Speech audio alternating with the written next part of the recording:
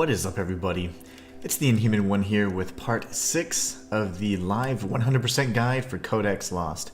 I went ahead and changed it to a 100% guide because at this point in the game I have already completed the my off-stream profile twice, and that was just about, well, I had to clean it one time prior to beating starting this stream up, and I already know at the time most of the first half of the area. Now I've collected everything. I beat the game 2 times over, obtained all the endings, so I'm very confident in this particular guide being a 100% guide where we will be collecting all charms, all staves, all everythings. So charms, talismans, staves, and all the above. So we're going to be exploring every single area. In the previous episode, we did defeat the Lord of Dreams, Mesmeron, and we obtained the 3rd grimoire. So there's our 1st grimoire, 2nd, and 3rd. We're actually going to be going for the 5th grimoire right now. Just from a story perspective, I think it flows best if we go towards the 5th grimoire, which is the Cosmologicon, and then we'll return and circle back for the 4th grimoire. And decide what events we want to take part in so we can continue our journey. But in the previous episode, we did visit the Dritolith, which was like the dream shell, if you will, of Mesmeron. In that area, there's 2 things. Remember that as we were approaching, we did actually say, we need to be careful with this particular challenge, this particular wasteland area, because I was running really low on health. And outside of the shell, there's actually a golem that was off to the right. There's just a halcyon right around the corner from this particular area, but it's going to be more of a pain to get to. But anyway, so if you go here, these passageways were closed off to us. You can now get going here for the orange gem. That is going to bring us to, I think, 3 gems at this point. 3 of the 8. Let's see how many we have. Oh, we have 4. Look at us. We are awesome. We are awesome at the game. So there we've got our 4th gem. So we have the blue gem, which we obtained from Tim's fishing game. We have the yellow gem, which we obtained from the cackling goblin. We have the orange gem, which we just obtained from inside the Dritolith. This is triggered after defeating Mesmeron. And we obtained the black gem from the Wasteland Maze. So now there is one more item we can get in here. It's a charm that's very difficult to obtain, actually. So we're going to kind of play this again, do this whole thing. Remember, if you interact, you know that the trick of the puzzle is to stay away from your destination, like whatever point you're trying to get to. So we're trying to obtain this particular item, and then there'll be something else a little bit further away. So we might have to trick it a few times, depending on if it kind of shoots us around like it did there. Alright, so we're going to want to go this way then. We're going to go towards this bad boy right here. We want to bring the, yeah, there you go, this item a little closer. It's just a wave stabilizer. And now if we go this way a few times towards the translocation portal, that's going to lead us to our ultimate destination, which is going to be that door again. Remember that door was how we proceeded to the next part of our little shell maze here. And so if you can see, there's an item just right there. We've easily kind of solved that part of the puzzle. We obtained the stabilizer, which is a new item they placed in there. And then we also have this. This right here is the Cube Chaser Charm. This is very difficult to get, and most people don't actually come back and obtain this. So the charm is pretty neat because it actually creates like an arcane cube when you dodge. So as you're dodging around the map, there's a cube that can deal damage, arcane damage that is. But it says, the gaze of the Dream Lord peers at all things as if from within a distant slumber. But with this charm in hand, the gaze is diverted and a fragment of the dreamer's mind is left in the wake of any who avoid his glare. So evading creates an arcane cube. So very good. So we've got that. Excellent. Already making progress, checking things off our lists. So at this point, we could actually return back. Unfortunately for the Halcyon item, we'll have to do that in maybe a cleanup stream at the end because we have to go through the wastelands again. Not necessarily something I feel like doing at this point. It's kind of quite a trek, and especially for an item that we'll be obtaining multiple of later. But now our quest is to kind of clear the way towards the not only obtain everything we need to obtain so we can get to the Celestium Gate, which would be how you get to the 4th grimoire, but we do need to go and explore some ruins and find our way towards the 5th area, which will be taking us to ultimately the Cradle of Doom. So the first thing we want to do is we want to go back and clear out something that just to kind of clean this stuff up a little bit. We're going to go back to the Grey Lag tunnels. And one of the better places to get, you can go in the Midnight Parliament. There's a few different places you can lead from. Midnight Parliament or the Saint Hedgemont is fine. Either one will do. And what you want to do is you want to appear over by the Castle Environs area. So, number of different ways to do that from here. Typically the best way is to go from the Midnight Parliament and jump into this right here. And then from here, you just want to find your way towards this little rock, and then there'll be a dark orb that you have to destroy here. Oh, lovely. Okay, and now that this particular orb has been defeated, remember we've explored the majority of this area already by going up and around. But if you go this way,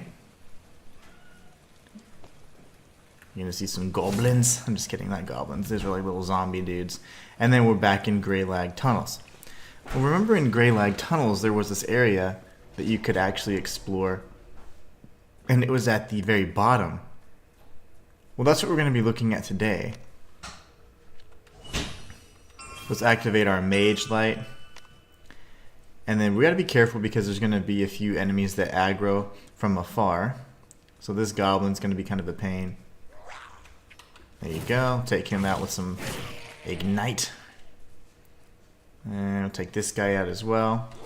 Remember, there's like always 2 to 3 locations or ways to get to any location. This would have been from the actual drainage ducts areas, which you could reach from the Valley of Blades, from St. Hedgemont, even the Guild Hall. So many different ways to reach this area. But if you have the Midnight Parliament active, which you should if you've been following along, then you're going to be good to go. So what we're going to do is we're going to continue our way through here, past this little hand guy. And we used fire to break down the barrier, kind of barricading this particular entrance. Now what we can do is, because we have full mobility, we're going to be coming here, grabbing the firework, and then working our way down. There's going to be a handful of enemies here, and some of which are going to be quite tough. That's why this is a grade 4. Go ahead and grab this, and then we're going to be bombarded by a handful of enemies. I want to make sure it's safe to actually review the grounding charm, so here we go. Let's take a look at it before we get completely mauled by giant rats. ROUSs. The usage of this charm does not mitigate the accumulation of shock. However, the negative effects of shock on the user will be ignored so long as the charm is equipped. So you're unaffected by shock. Pretty cool little charm to have. Alright, let's get shot in the face. Oh my god, let's kill this rat. He's tanking all these arrows to the face. Little baby rats. We do have a meteor head off in the distance, which we're going to try and take out. Come on, baby. There you go. This is a bro over here, just another crossbow guy. We have kind of like a... What do you call these things? Cacodemons? I don't know. It's kind of like a mix of a Dungeons and Dragons creature and also like a... I would call it like maybe even a creature from Doom. But we've got to watch out because there are archers everywhere. Grab the items. Avoid getting shot. If you can't make this particular shot, if you've been following along, then you would have the means to use the cube resonator. So you can use that to get up and above. And we are going to use it in just a moment. Here's another midnight brazier that will need to be lit before too long. And then we can switch to our compass, activate this little item right here, and then will be set. Now you can go back up here. You can see that there's some little trinkets down below. We're going to grab those as well, some loot.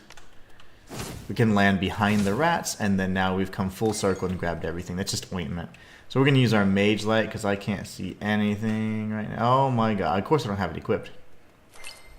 Great. So all we need to do then is this. Come back down. Use this right here. This maze is or this particular dungeon is very small. So it's not particularly long at all. You're going to be getting through it pretty quickly. So anyways, now that we're back here, remember you don't take fall damage or anything like that. This would have been when we came down from the stairs. We just got ambushed by a bunch of enemies. So you get the bookcase fragment. Now we're good to go. From here, we can take this guy out. And you don't want to go too much further ahead because you're going to aggro the other guy. The Dungeons and Dragons dude. The Beholder, I think, is what they're called. I always forget. Anyway, so let's kind of make our way down here. They're pretty susceptible to geomancies, believe it or not. But if they kind of hit you with that beam, you will be cursed, and you're unable to heal. So really, really scary, especially in the areas that they typically put you in, which are quite challenging. Trying to get a bead on this guy. He's everywhere today. There you go. There you go. Now, if they get a lot closer to you, the Fissure Geomancy will completely melt them, because they do have a melee strike as well, where they spin at you.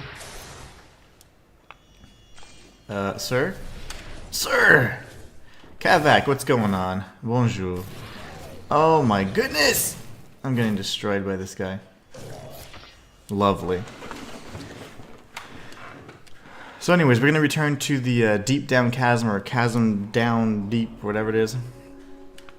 Best place to start off is going to be the Midnight Parliament again. But yeah, tough enemy. Normally he gets in a little closer, you can then use your Fissure, but from Midnight Parliament, all we're going to do right now is go through this particular little portal here. It takes us to the castle environs every single time. And then now we can take out this dark dude. You know what I forgot to do? I should have equipped Mage Light. Okay, from here. Yeah, there you go. We want to go left.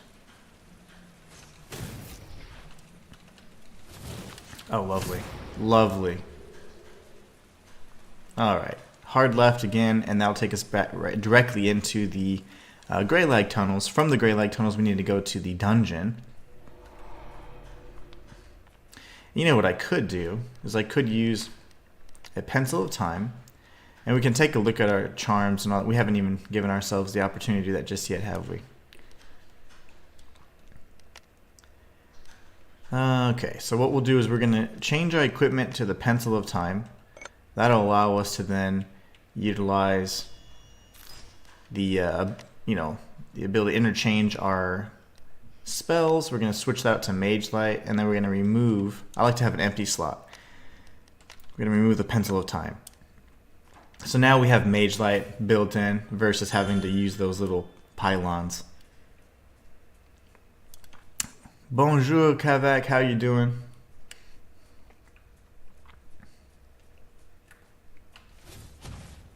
Oh, I missed. Trying to spice it up, and I missed. Alright, got the excellent parry out of the way. Demon Eyeball. You can get the Demon Eyeballs from those Beholder guys as well, actually. We're going to run past this area. We've already obtained everything. The loot that you see there is actually just bait. Bait, of course, is the one loot that does respawn, but it spawns in different locations every time you load in an area. So, alright, so we're going to recast Mage Light. And then we're going to drop down and do the same thing as before. That bait's right there, so I'm definitely not out of the way, so we're going to go ahead and retrieve it. Alright. Let's try not to die this time. And just so you guys know, I've changed this to a 100% guide because that's just what it is. I'm showing you every single thing. I already have knowledge of all the different areas, all the different particular collectibles and whatever else, so I'm going to be sharing that knowledge with you so you guys can follow along. And just as with any live guide, kind of like in the Enotria live guide, there will be instances where I die or whatnot, but it's fine. It's more organic that way.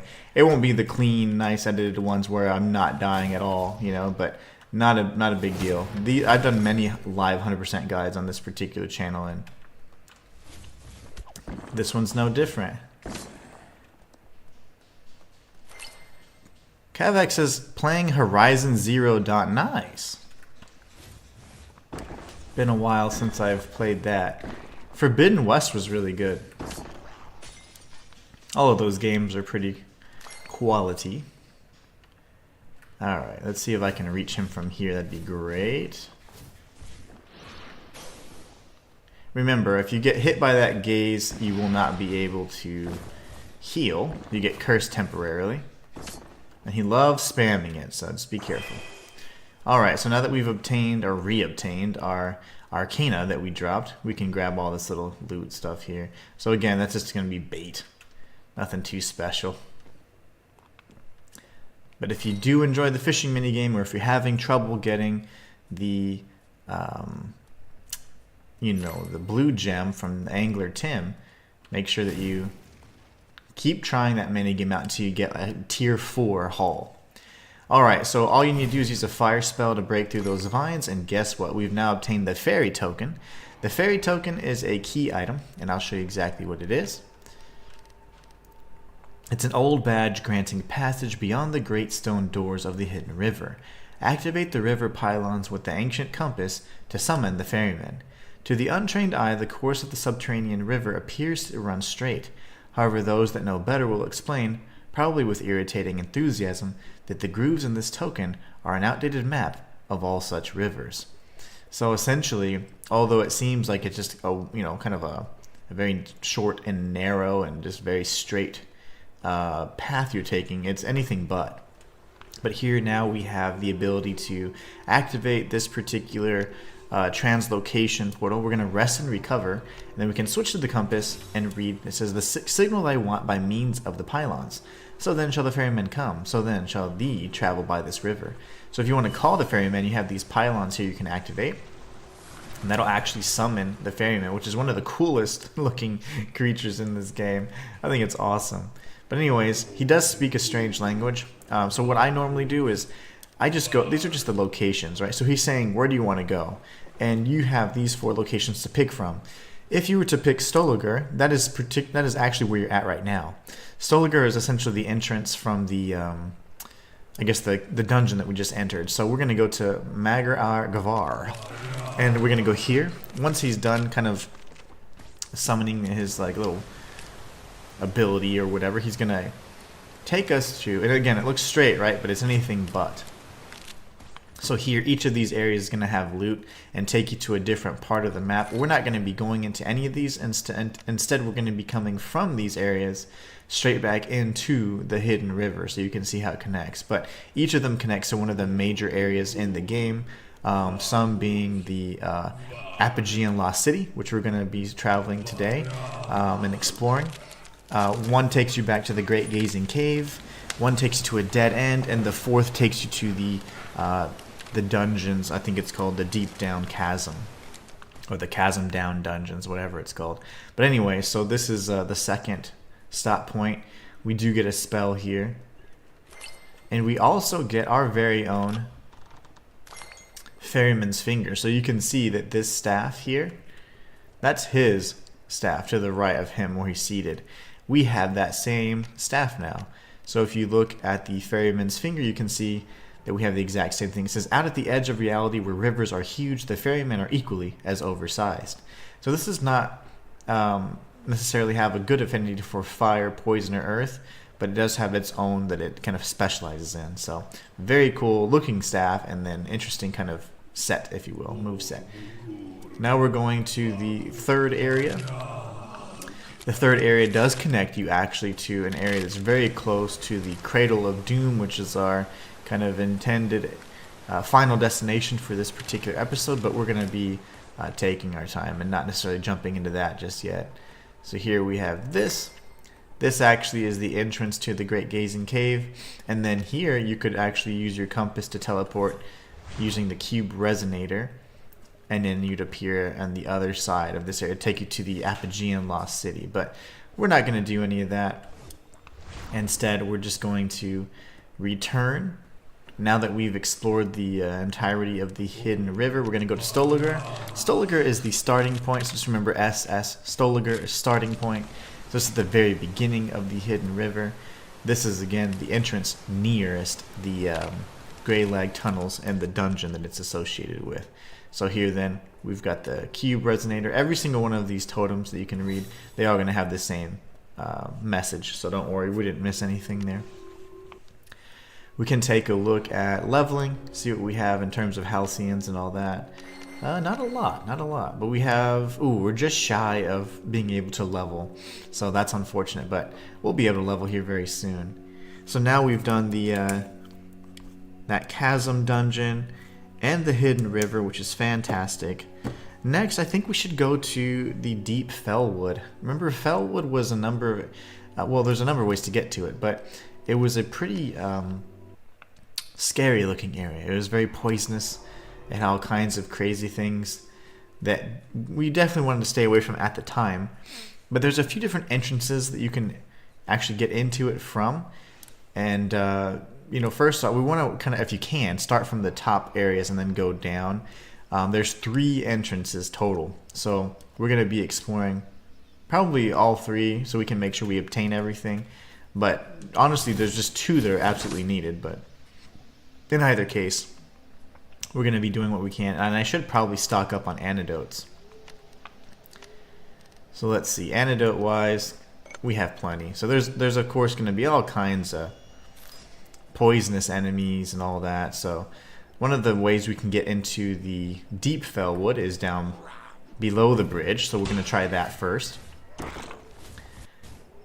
And once we try that method, we'll go around and explore the other 2 entrances as well.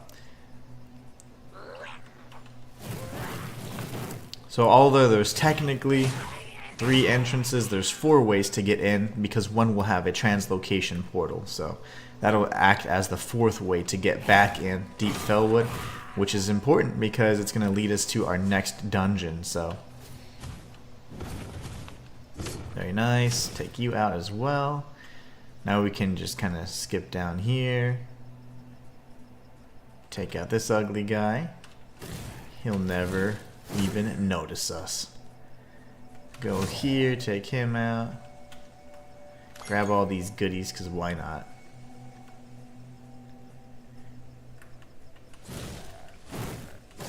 Perfect, alright.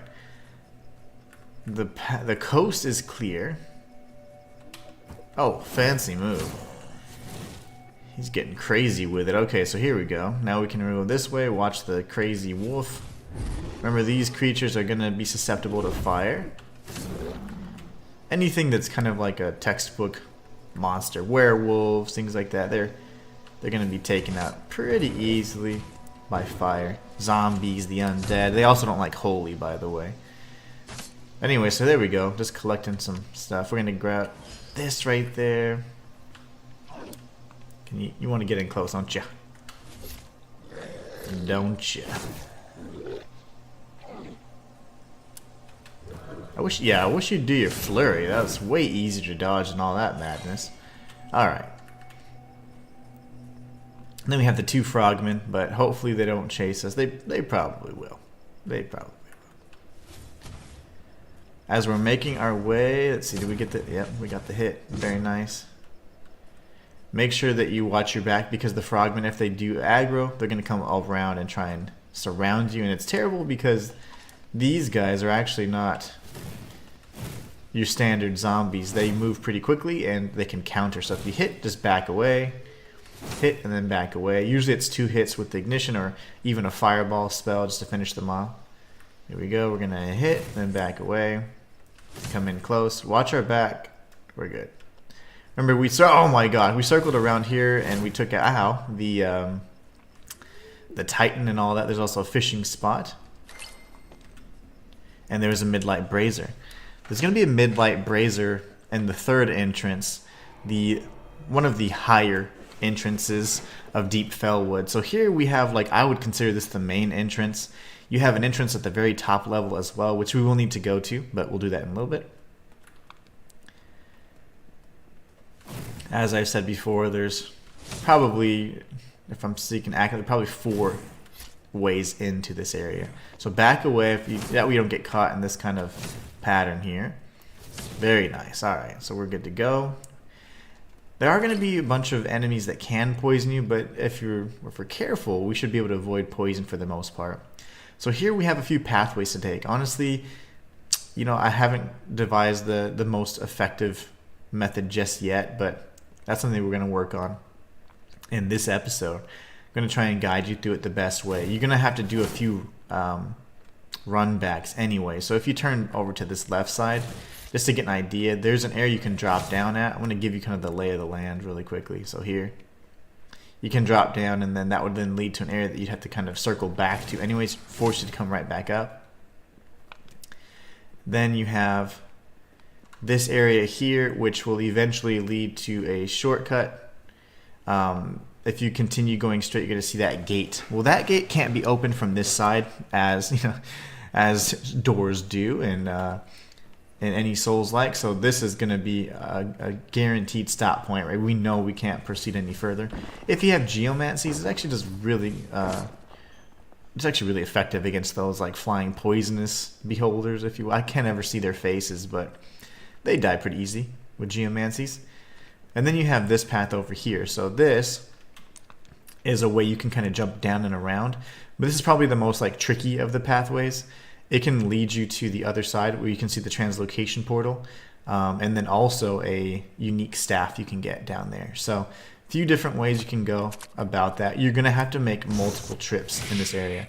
And then you have the final pathway, which I imagine most people would take, which is taking this area right here. This bridge. I mean, this little ramp.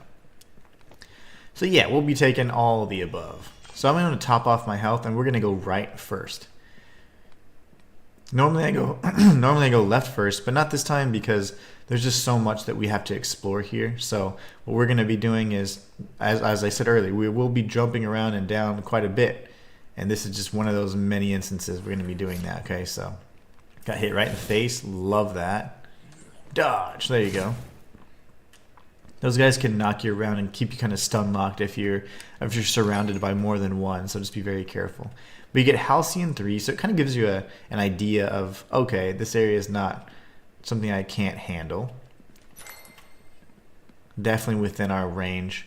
This would be a way down and around, but instead of doing that, we're going to go this way. Again, as I said multiple times, this does require a handful of trips.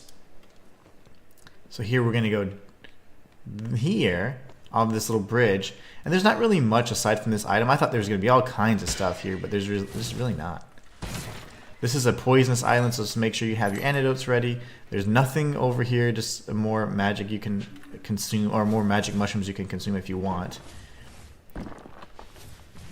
This guy is actually pretty tricky to hit sometimes, so you just make sure you kind of line it up. He can be a bit of a jerk if you're trying to actually hit him. This is actually the path you want to take next. If you go over here, you do have to kind of traverse all the way around, and it's fine, but we can grab the staff. Let's just do that. I'm trying to keep it as like simple as possible, but this area is quite mazy. We're going to explore them all, though, very thoroughly. So, all right, so here we have another urchin in a poisonous area, so just be careful here. Make sure you get your parries in.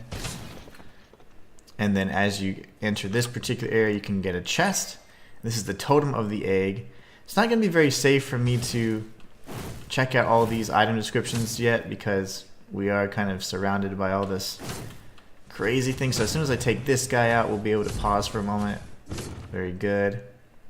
Okay, now we can take our antidote. We can pop a crystal.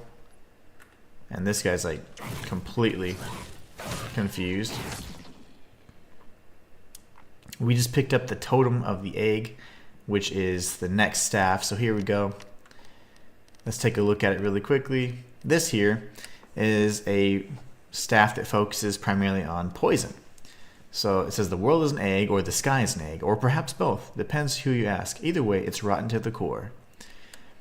The matriarch is also the one who believes in that kind of egg kind of theory, if you will, that the whole world is an egg. Alright, so then just to kind of piece it together for you guys, this would have been how we had gone up, okay? So had we just gone down that ramp, that's the same path we could have taken, but again, you would have missed that kind of middle area down below. You wouldn't be able to jump across to it. So we are going to jump across again. And this time we're going to go all the way around to the translocation portal. So here, you're going to go straight to this path. And then you're going to go straight over again. You see that there are kind of planks on that side. We're going to actually be going that way in just a moment. But there's a few things we can grab in here. Be careful because you're going to be ambushed by my favorite little creatures. These cute little guys. And there's tons of rats in here as well, so just be careful. They do like to ambush you. So we grab the Halcyon 6. Nothing back here, just kind of a cramped space. And then here, we have the Panacea. Panacea. Heal, just for the hell of it, I guess. There you go. Lovely. Now, if you drop down here, that would have been kind of leading to another area where there's a rat. Remember I said that there's like a hole in this area? That'll eventually lead to this. So we're going to be going that way in just a moment. But this top area would have been something that you would have missed. So instead, we're going to actually grab everything we can that's kind of harder to get, or in those areas that are much more like hidden. And this is going to take you around. So see, there's one of the rats up there. I wonder if I can hit him. No. You can just fall down. You don't have to dash across there, but that was where we were at grabbing the goodies right here. Just a few moments ago, the Halcyon 6. We're going to drop down very carefully, and there's going to be a slew of enemies that kind of just bombard us here. Bunch of leeches and some zombies, so we can start using our ranged pyromancies here to take them out so we don't get overrun. And we still got a few more bros coming, so that's good. Let's keep them coming. But the AoE blast is going to kind of do all the work for us. So there you go. Now that kind of threat has been taken out.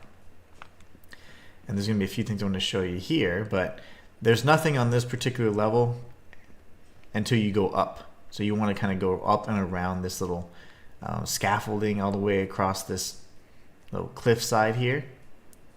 And Mage Light does not help since it's kind of a foggy area. It's very difficult to see. So there is a cube. You could easily just tag that cube and be done with this area. Well, what fun is that, right? This is a spot for bait. So I was checking it to see if there's any bait there. Bait up here as well. You can go back this way for the translocation portal, or you can just run around, and this is a kind of a, not a secret shop, but this is a shop that you will be frequenting probably less than any other shop in the entire game. So. But here we have the Ramshackle Shack. And you have a chest there with some goodies.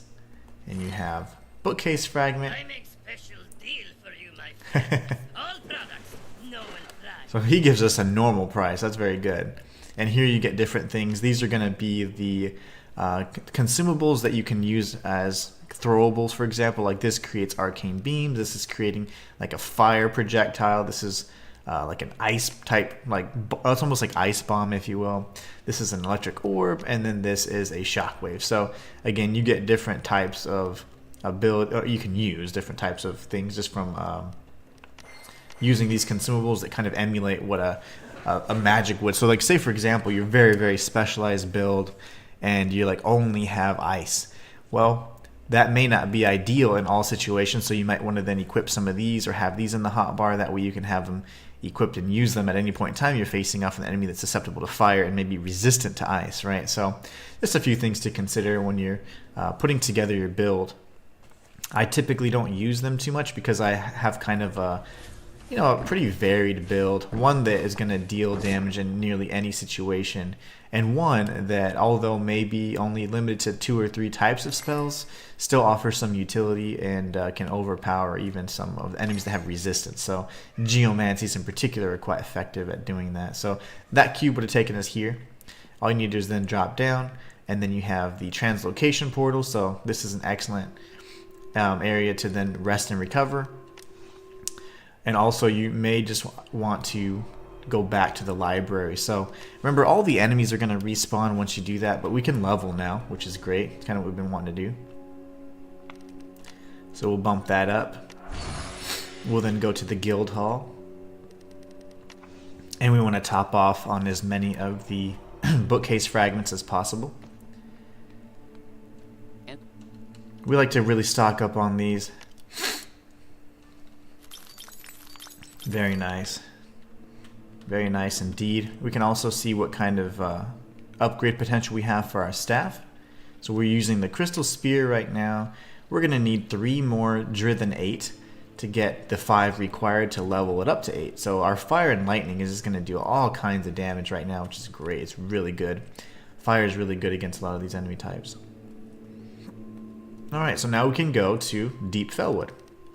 So the Fellwood area has a very important dungeon that allows us to obtain the second half of that seal. But more importantly, well, not more importantly, but equally as important, we have this ability now to open up the shortcut. So remember before I told you this gate was locked and only could be open from one side? Now we've opened up the entire area to ourselves. So don't forget to grab this rot pot, and then watch for the that floating poison areas. He definitely is quick on his feet, even though he doesn't have any feet. Quite nimble. That he's right behind a thing, yeah. Lovely. Alright, get out of here, kid. You bothered me. Alright, so now we can go this way. We're kind of like on the upper level, and then down low is going to be how you proceed out of the area. So it should kind of point to our right idea. It's not right now, but this is a huge point of interest. This takes us to Fort Boswick, which has not only a gem, which is incredibly important, but also it has a another half of the seal and an entrance to the Apogean Lost City, which is our next location. So we're going to be going there next. But anyway, so now we can kind of start exploring and looking back around. This is going to take us to kind of like that upper area, if you will.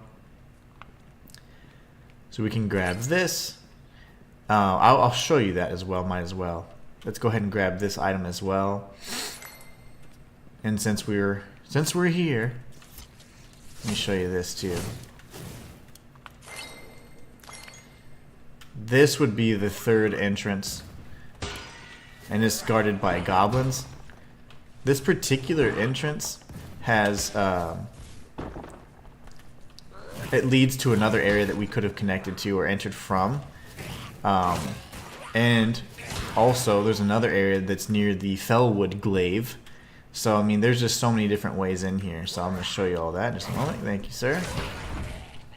There's a chest in this little tent, so we can grab this as well. Get all kinds of stuff from the drop and from the chest. This little goblin thinks himself a mage. And then we can get the recipe down here. Remember, if you see the ground like this, you are susceptible to poison, so just, kind of move quickly. Can top off our health now, and then we're gonna go through this area. We got a few more goblins to take out. Wait for the shot. There you go. Come in close, just finish him off with a primary spell. And then this would have been the sealed area that we couldn't get through until we got the Skywing seal. So that is yet another area. And if I'm gonna go out just so you guys can see, I want to connect all this for you so you don't get confused. But this is Fellwood Glade. Okay, Fellwood Glade is the area that we had explored much, much earlier on with all of the meteor heads. Lots of meteor heads there. And it connected us to the other side of the Craglands, if you remember, where the fox was, right above the Hunter's Guild, or the Hunter's Lodge.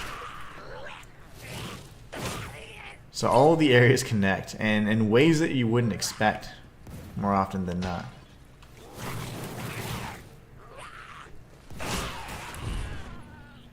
Alright, buddy. You, the little mage, the mini mage.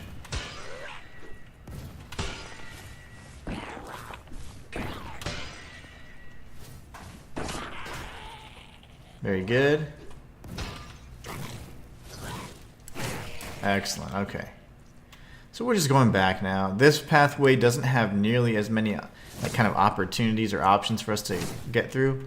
This is just one path, so you would have missed, like from here, you can't go and open the door, the gate anyways. And it's kind of limited, but there is loot that you can only obtain from this particular side. From the translocation portal, that's where you're able to obtain the loot from the higher levels, just so you know. This actually makes you kind of drop, it forces you kind of drop down and do whatever else to get to these certain areas. There's going to be an island we have to get to as well in the middle of this entire map. So kind of a weird way to enter this area from, but it's not bad. It's good to show you guys anyways. Alright, so we've got tons of leeches. This is the other side of the bridge we took whenever we had to go to the translocation portal. So this is just the other side of that, essentially, the upper level. Now from here you're going to get, well, not particularly in this area, but you're going to get into this one area that's very, very similar looking to this, and you're going to be able to get a unique charm. And I'll show you guys how to get that. Oh, where are you at?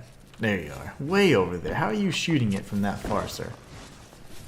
Okay, let's kill whatever's coming at me first. There you go. And it looks like he's trapped, so 3. Very good. You have to drop down here, okay? So otherwise, like just to show you really quickly, this particular pathway is closed off. So that's why I turned back. So this right here doesn't go any further. So you have to drop back down from the ramp, and now you'd be into the normal area. This is an area you can easily reach. I'll show you how to do that if we don't die first. And I'll piece it together for you guys so you can kind of get an idea. Let's kill this little scorpion wannabe thing. Alright, so if you remember, I said, hey, we're up above, and then we destroyed this little hive. That was where we obtained some smaller items, and then before we circled around to the translocation portal, this hive right here, that's the same area. So that we were up on this ledge previously. So hopefully that kind of helps put the world together for you guys again. Now what this is going to do is take us to like this 4-way bridge intersection thing. So it's kind of a way back to a number of different areas. So what you can do is you can go kind of on the far end first, and this will take you to an area that has one of those creatures. It's like the eyeball that can shoot the rainbow powder at you. No fun. No fun at all. I don't know where he's at. He's probably already aggroed and he's chasing me from a mile away, though. They tend to do that sometimes. But anyways, that's location number 1. Then we can go to pathway number 2. This one has nothing. And then pathway 3 is going to take us back to kind of like the main area where there's all the connecting points. Don't jump across there. You can just get there a normal way. You don't have to do anything fancy. So we got the Driven 4. We're going to come back up, and then we're going to try and piece together where we're at and where we're going. So this right here. Let me kill this guy real quick. Let me kill the hive and this goblin, because these guys can be an absolute pain. There you go. Alright, that was fun. So this here is the main ramp. So we've just come all the way through, right? The ramp that we had initially entered from. Let's take out these enemies. And then we're going to take one more detour, and then we'll be able to explore the rest of the area normally. Okay, so take out this guy as well, get punched in the face. If he does that, just stay away. That's a nasty little spell. It'll do lots of damage over time. This little acidic vomit or whatever. But here you go, see? Other side of the gate. So hopefully that's piecing this entire area together for you. Look at him. That was not cool, man. I was over here showing people stuff. But then the last detour is going to be on this side over here. Then we'll go down the ramp and explore the remaining areas. There's quite a few, actually. So they drop down here. Kill these rat bastards. Blind Playthrough says, hey there, what's going on? Get the Driven 3. As you can see, there was a drop down right there. And then we have this here. It all just loops around. It all just loops around, though. So we're going to top off our health. We're getting jacked up. take out these little leeches. There's the little bastard. Although he's resistant to geomancies, he can't really run with it, so you can still hit him with it a few times and he won't know the difference. Alright.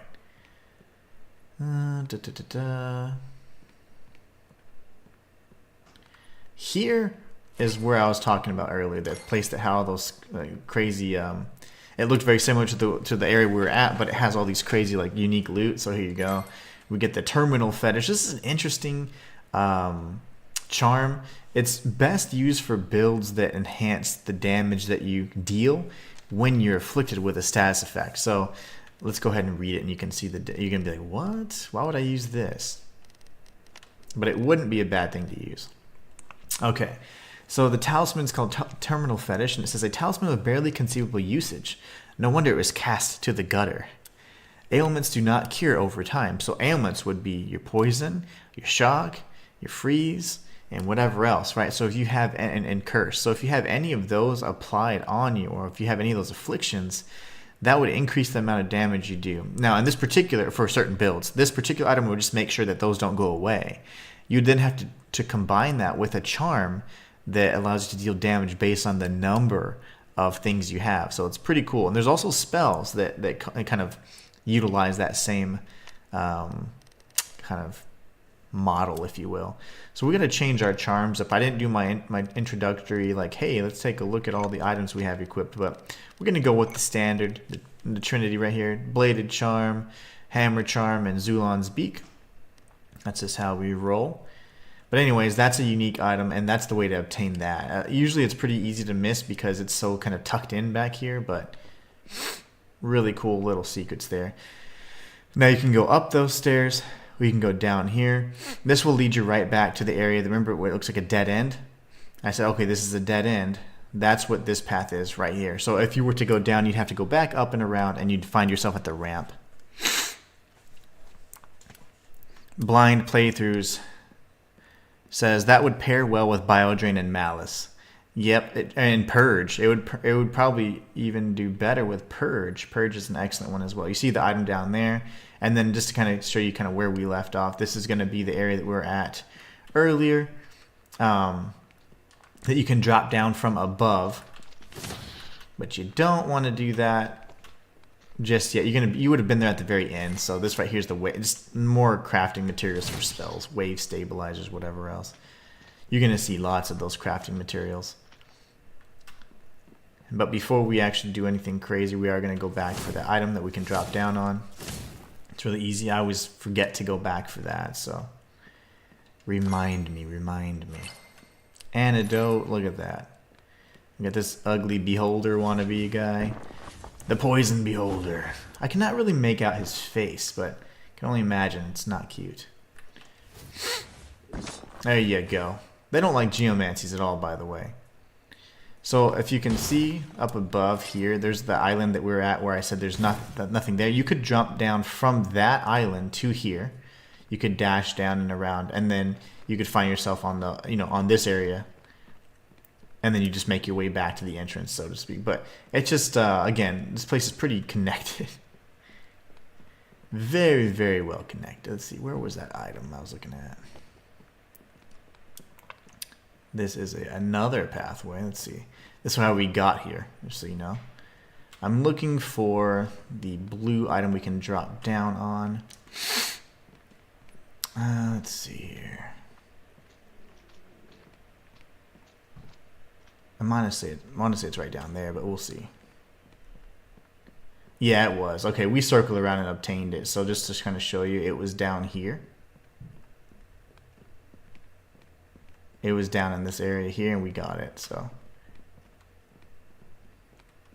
yep. Okay, good. That is excellent. That way we don't have to take too much of a detour, This again is that pathway I keep talking about, just to kind of circle back around the dead end. So we could go right back down there, and then we can return to like the main area. Remember, there's like where the hive was and everything else. We're gonna go this way, and then you can go up the steps. We'll find ourselves near the ramp area. We're gonna go ahead and top off with a bookcase fragment. and then we're going to explore anything else we may have missed. So from this area, this would have been the only other area. This is the beginning, right, where we initially started and started dropping off and jumping around everywhere. This is where it all begins. So now we're going to go down, and then we can just kind of explore anything else that we may have missed. This would take us to the staff of the totem, and then this is just the an area that kind of is blocked off. You can't really do much other than just jump down the lower part of where those rats and stuff were earlier. This, if you go this way, takes you to the translocation portal. So hopefully that's all kind of putting it together for you. The only thing that we need at this point, this is the ledge where the hive normally is to go in from the other side, the highest point, and then there's like just a few items. They're going to be on the very, very top of it. And that's all you really need to do left. So just to kind of, I wanted to show you guys, we've already obtained, you know, all the goodies.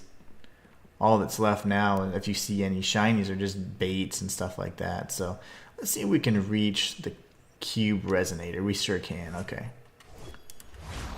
That kind of shortens everything up for us. We've already obtained or explored this particular area. So we're all good to go now. Like I said earlier, though, this pathway is one that's going to lead to the entrance from kind of like the Craglands area you can get to from there, and even the Fellwood Glaive. So what we're going to do next is top off, rest and recover, and then we're going to go down to the fort. Remember, there is that one other entrance, that final entrance to the Deep Fellwood. And you know what? I guess I could show you that really quickly since now we have this translocation portal. So you can go from the Greylag Castle Gates, probably the closest one. And then from here you just go down, and we're going to cross that bridge again. But instead of going on the lower area, there is a ramp. There's kind of like a natural like hill that's going to circle around that bridge, and I'm going to show you guys kind of where that leads out. So here we're just going to cross.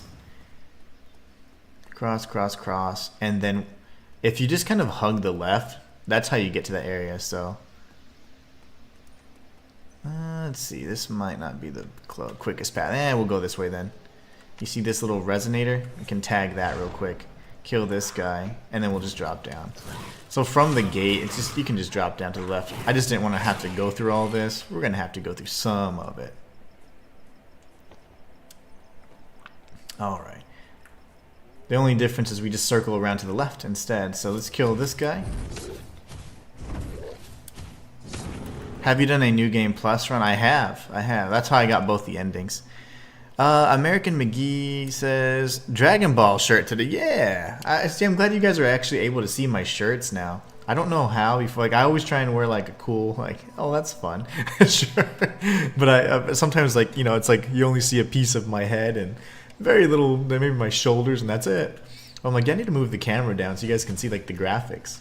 But yeah, this is an older shirt. I have worn this shirt so many times. There's like a little hole and stuff, but it's a good one. It is a good one. All right, so this is the other entrance. Remember, this is where we obtained a recipe. In one of the earlier streams, I was showing you how these areas connected.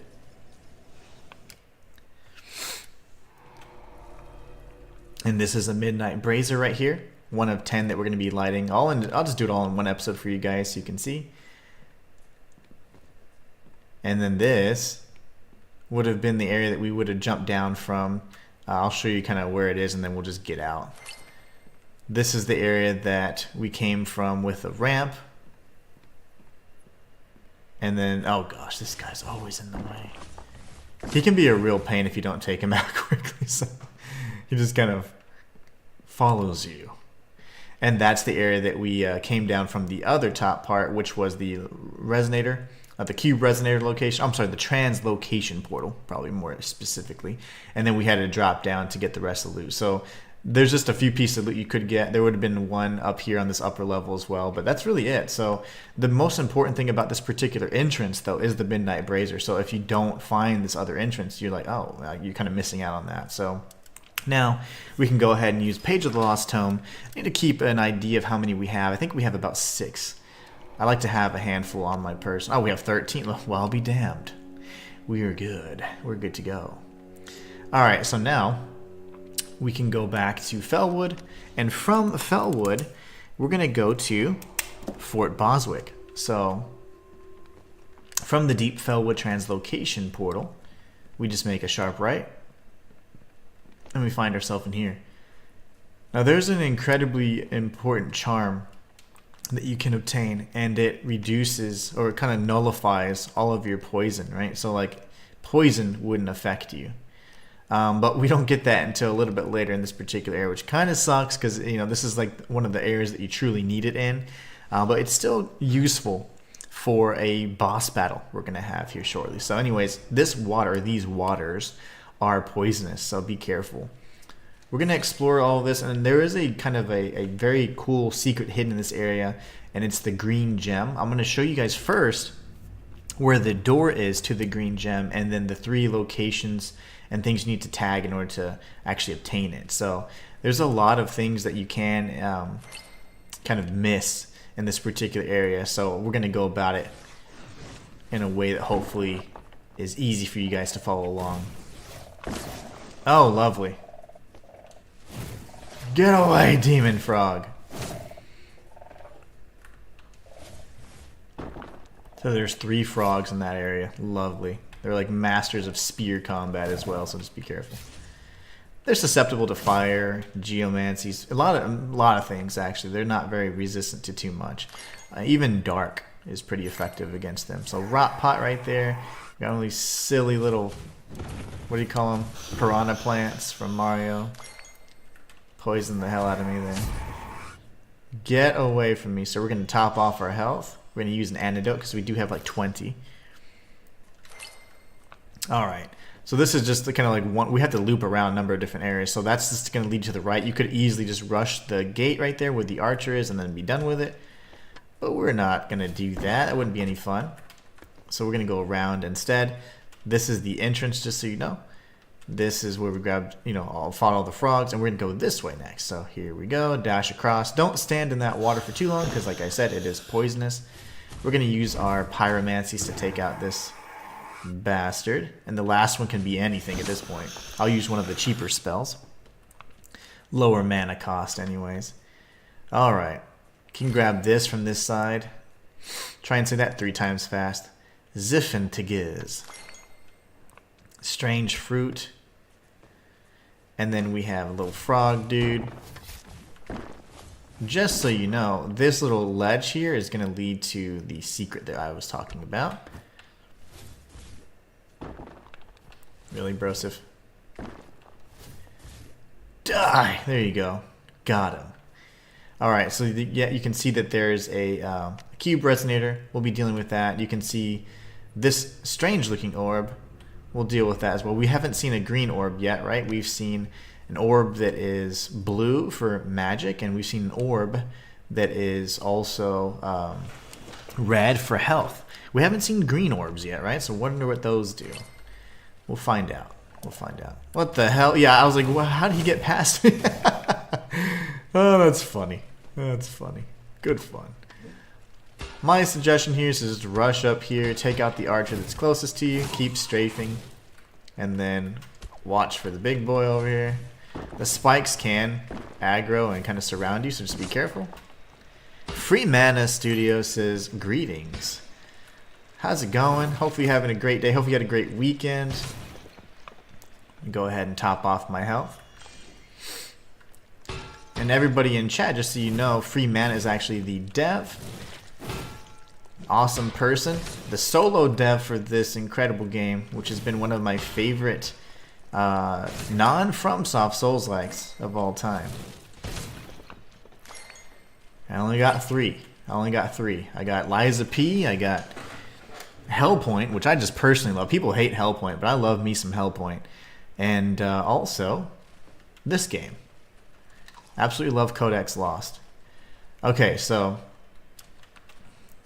obviously we have this is where we came from, just kind of connecting it. Also because I can't multitask, I get lost pretty easily. And I don't get lost easy, I get distracted very easily. That's what I meant to say. We come up here, grab this ointment. Have a little frog man over here. And remember, just so you know, as I mentioned earlier, there's a very special item in here. And there's a puzzle to get it. So remember I said, okay, there's the door. I'm going to show you the door first. We can grab that once we get around to it. And then I said there's a green orb. We haven't seen green orbs yet, so what do those do, right? So the green orbs are actually doors that you can interact with, or orbs you can interact with that help satisfy this kind of key mechanism here. Now you cannot die or warp away from this area or leave the area or anything like that, because then the 3 orbs will return, right? So the orbs need to all be destroyed in one kind of fell swoop. So that's going to be the goal. Now we know where orb number 1 is. So from the door, you can just look over to the left. It's floating over the ruins right above the entrance where you kind of came in.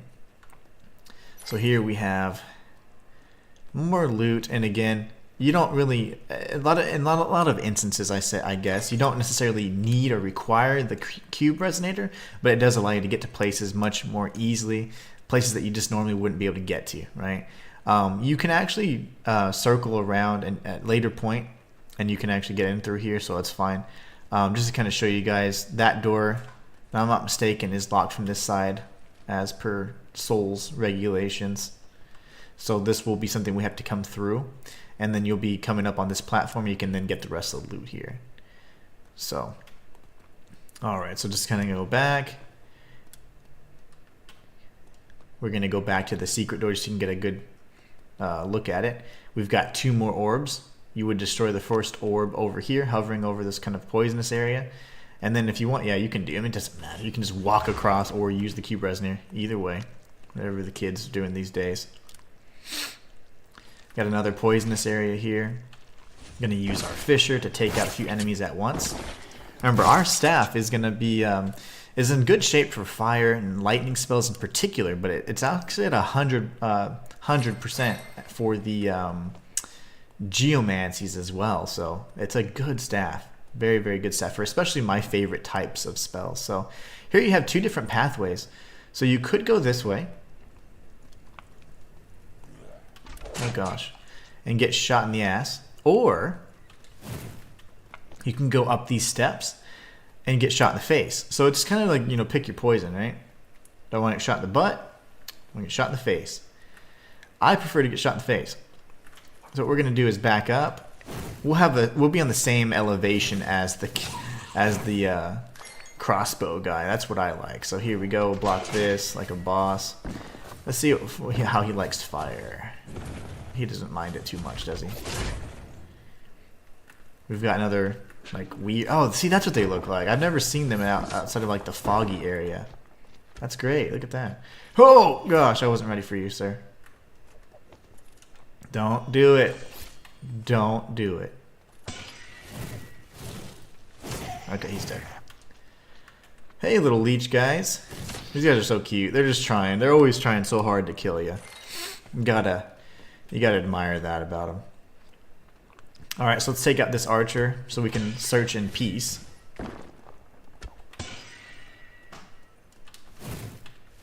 All right.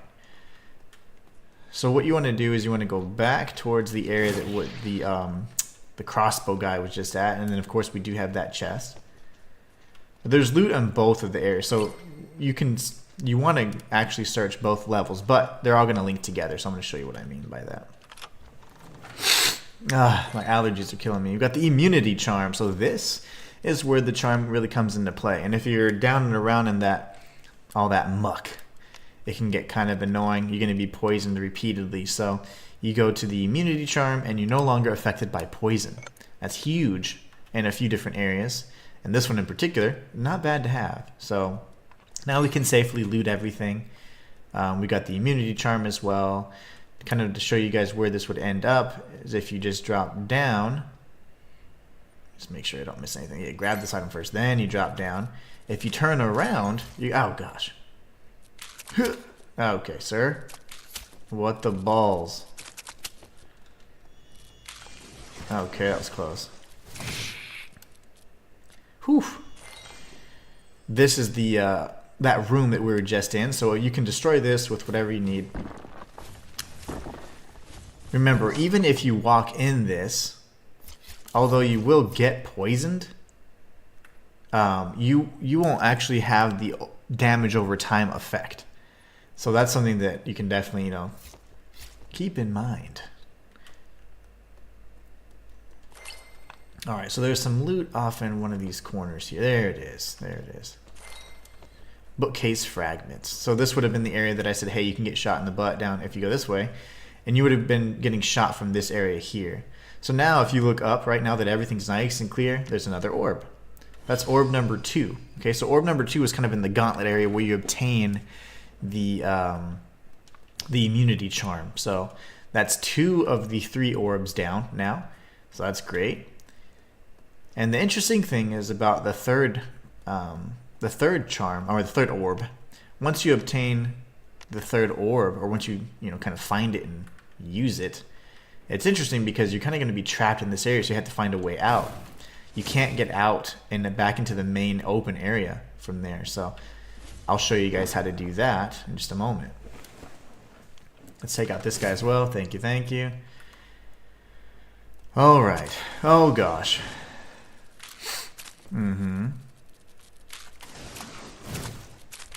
There you go. He's alternating between melee and his little poison strikes here. There you go. Little scorpion bastards, huh? Alright. Oh, and the little leeches. Love these guys. He probably followed me from the beginning.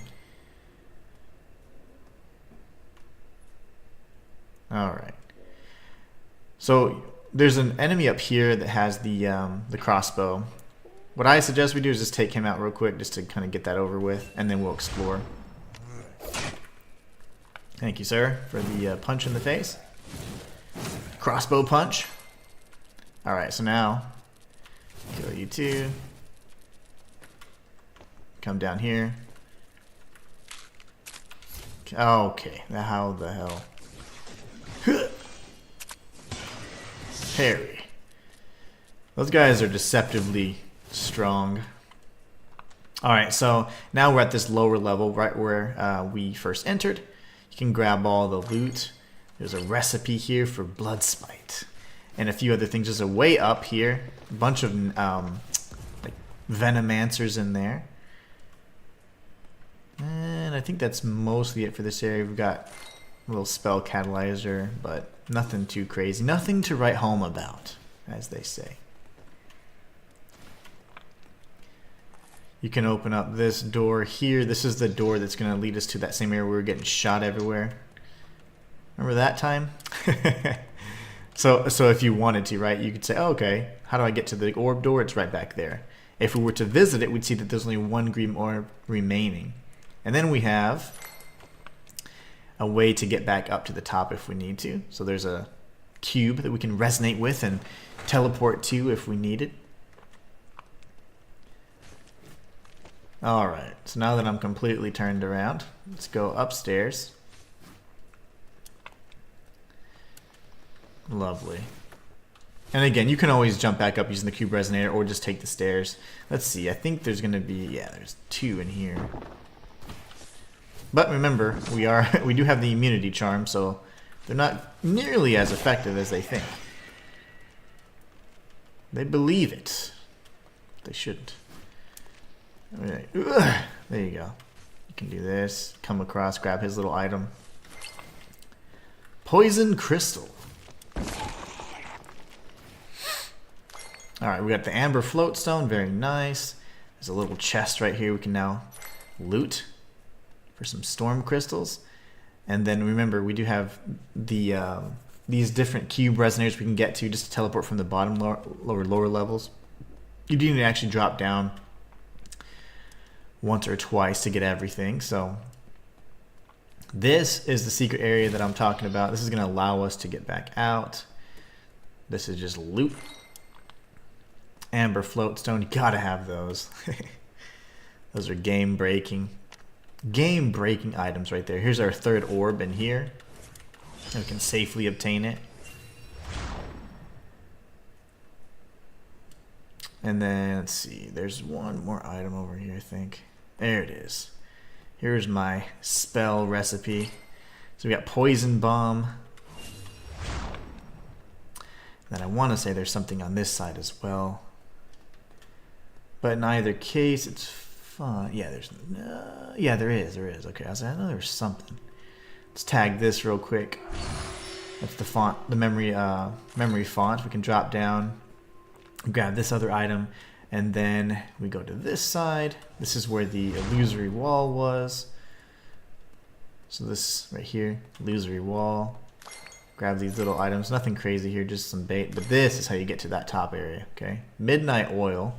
So that's another one. Let me write that down for my little, for myself, for my own machinations. That is in deep. Well, actually, Lost Boswick, Fort Boswick. So there you go. 1, 2, 3, 4, 5, 6, 7, 8.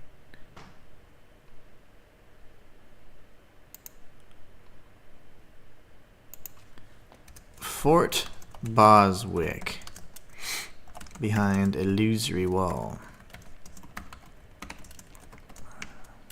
Alright, so we have 1, 2, 3, 4, 5, 6, 7, 8, 9 of the 10 locations of the midnight oil, at least I've had written down. I'll show you how to get them all, because I've obtained them all myself, but it is pretty easy to forget, to be honest. Because I don't remember. I mean, I'll show you how to get everything, but I'm not like, oh, the midnight oil is in this location, here, and here. You know? I'm good, but I'm not that good. All right, so here we go. We're going to run this way. We've obtained all of the, we've destroyed all the 3 green orbs. So now if we take a look at the door, it is open, no longer sealed. Can grab the Halcyon 4. Now, this guy's a jerk, by the way. He's very strong. But they're susceptible to fire, so. Alright, so very good. And here we get the green gem. That is going to be our 5th gem. So let's see here. We've got our key items. We can go to keys, go to gems, and now we have gem number 5, which is the green gem right there. I'm going to document this as we've got this at 1 hour and 12 minutes. Alright, perfect. Perfect. So Fort Boswick is all but completed. We've tagged the memory font, which leads us to the next area, Forsaken Lake Boswick, I believe. And this will be an area that's incredibly important because we're going to get the second half of the key items needed to get through this the Celestium Gate, which leads to Alestra. But from like a lore perspective, it seems more canonical to speak to her last, and I'll show you why. But that'll take time. It'll take some time before we get there. That'll be in the next stream where we finish that up. And then we can go here, just go back around. We're all good. We're in good shape now. Alright, so that's everything. Now we go down here, drop down, and this will take us to a new area, a new zone. This is the Forsaken Lake Boswick area. This is where we find yet another Midnight Brazier. The funny thing about this is it took me a while to find this one. I had to scour all of the areas I had already previously explored because it's so easy to be like, oh wow, that looks cool. Just go this way, right? Well, little did I know that purple light actually meant something. So that was one of the 10 braziers. We're going to light them all in one episode though. Once we get the 10 midnight oils, we're going to get those going. So let's see, key items. So we have 9 midnight oils. We just need one more. Once we obtain the 10 or 10th midnight oil, we'll go ahead and in one episode light all of those braziers so you guys know exactly how to do it. And then I'll chop it up and make it a guide for you guys. But this has become a live 100% guide, kind of like we did for Enotria, kind of like we've done for Ender Lilies, things like that. It's just easier that way for me from a time perspective because we do need to return back to the Bloodborne guide as well, or not the guide, I'm sorry, the 100% guide for Bloodborne, but more importantly the challenge run. We're doing the fist only challenge run for Bloodborne, so we lost a little bit of momentum, but I had to feature this game because it's just been such a treat. So alright, so now that we're here we can go back. I was gonna go to the guild hall, but we'll get enough arcana to level, so let's go ahead and just go here. The memory font we just tagged. Now we're topped off. We have 8 heals. We're all in good shape. We got shot in the back from that bastard. That guy's so annoying. Those big guys with the crossbows. Not my favorite people. Alright, Midnight Brazier to the right, and then we have a boss fight. This one's pretty interesting. We'll see how we'll do with our equipped items. Our equipped spells and items. So just because I hadn't done it before, I'll show you guys where we're at. We're at level 58. Pumping up vitality and intelligence. And we have the 6 spell slots. Equipment wise, we're just rocking our standard kind of trinity. Here we have the immunity charm in place of the hammer charm. But we'll be using geomancies to kind of keep them at bay. And then we have a bunch of fire and geomancy type spells. And then of course our utility for the mage light. We got rid of a few other spells in place of like lightning or whatever else because we wanted to kind of beef up and really max out and optimize our crystal staff. So our pyromancy, I should say, and geomancies are kind of like what we're targeting to do. So here you have just a bunch of little enemies here, enemies that we've fought before. Well, at least some that we similar type enemies. We've never fought the Apogeans, but we've seen enemies that are similar, the ones that float in the orbs. Similar attack styles, but they are quite different. Remember, we're going to be pretty powerful. Our staff is fantastic. Try and watch the enemies from afar and keep them lined up. So if you see that yellow sigil, you know, hey, it's probably a lightning spell coming my way. And now we got the big boy. Go ahead and heal.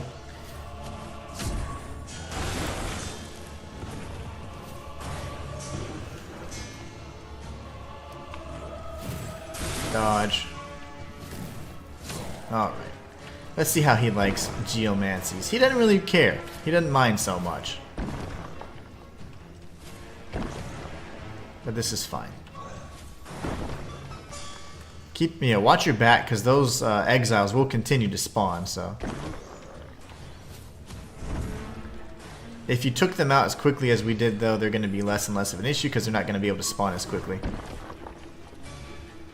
There you go.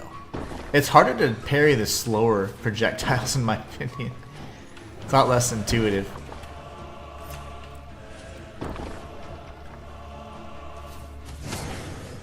There you go. That was Arcana Venos. And we got the party pooper. It's funny. Alright. So there's going to be a few items we can get around here. Remember, the Apogeans had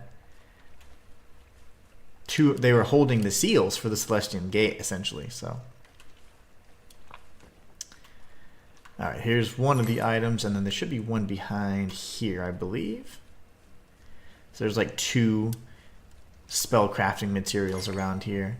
And in the event that you didn't have like the immunity charm because you couldn't find it or whatever, you could, rack up on antidotes, or you could even use spells that kind of synergize with being afflicted by poisons and things like that.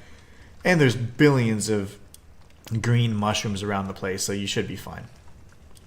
Your survivability should be okay.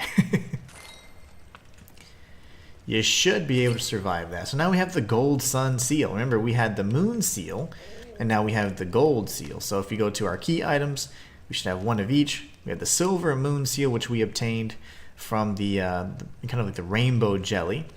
And then we have this one here, Rainbow Slime, Rainbow Jelly. The Gold Sun Seal. This is, again, in the Forsaken Lake, Boswick. Today there is but one figure in the Central Realms who knows the construction method of the Ancients. She who possesses the secret to the secret of their lock and key, the Queen of Light. The seal is one of 2 that together grant passage past her Celestium Gate. And her Celestium Gate is actually in a realm that even the Ancients cannot see. The library itself cannot observe what she's doing up in her tower. So, pretty interesting. But yeah, she's the only one that kind of knows how the Ancients and any divine or celestial bodies kind of work. So, now that we've done all that, we have 23,000 Arcana, not bad. We certainly should be able to level at least a single time, but we want to trigger like this next area. This dungeon can be quite difficult if you come in a little early. So like if you explore Deep Fellwood a little bit earlier, you're going to realize, damn, might be in over my head. But it's just more so, in my opinion, the enemies that attack you from afar, like the archers and things like that, can be more of a problem. So anyways, we have the Staff of Dusk now. This is pretty interesting as well. It looks great, by the way. But it says, no people revered the moon as devoutly as the Apogeans. This staff is a symbol of their reverent magic. So again, no fire, no lightning, no poison, and holy. They're going to be more geared towards the other, like arcane in particular, and dark. So, all right, let's talk with Magrin. Kind of suspicious what he's doing here, right? But he's got a great story to tell. Come, stand beside me, brother, and gaze upon it. For it is none other than the city of the moon, first city of the fledgling races, founded when the Sky King plunged moon and all into the earth. Have you not heard the tale? Come, I shall tell you all there is to know. And be assured, there are none alive better than I to tell this tale. Of all the lords of Grimoire, the once Sky King, Helberoth, stands uniquely apart in one important sense. He has been challenged and defeated multiple times, yet he still lives, still holds a grimoire. For you see, he is both tenacious and tricksome. Yeah, he's a jerk. We're gonna go kill him. Many, many years ago, my descendant, your ancestor, a curator most bold, came to challenge Helberoth in his flying citadel. For whilst his kingdom had flourished by use of the cosmological... This is such a great story, by the way. Arrogant. And when the library requested the grimoire's return, he refused. So he's saying, my descendant, your ancestor, a curator, came to challenge Helberoth in his flying citadel, because he's called the Sky King at the time. And he was able to use the Cosmologicon. So he got all cocky, kind of got too big for his britches. And then, when they said, hey, give us back the book, he was like, nah. Before the curator could destroy him and take back the grimoire, Helberoth finally relinquished it, but on his own terms. In an act of wild, mad inspiration, he coaxed the moon from the sky and cast it unto the earth, himself along with it. It was presumed that in the creation of this lunar crater, Helberoth was destroyed. But these presumptions were unfounded. From the moonscar arose the peoples that we call the Apogeans. The peoples that have built this city, this lost city, if you will, the people that we just killed a bunch of. And that we're going to kill many more of. Freeman says, I see you beat the exile. Sorry, I'm ducking in and out whilst making a roast dinner. Ooh, don't apologize. That is well worth ducking in and out. A nice roast, man, sounds delicious. The Cosmologicon. To help the Apogeans build this, the greatest city the Central Realms has ever known.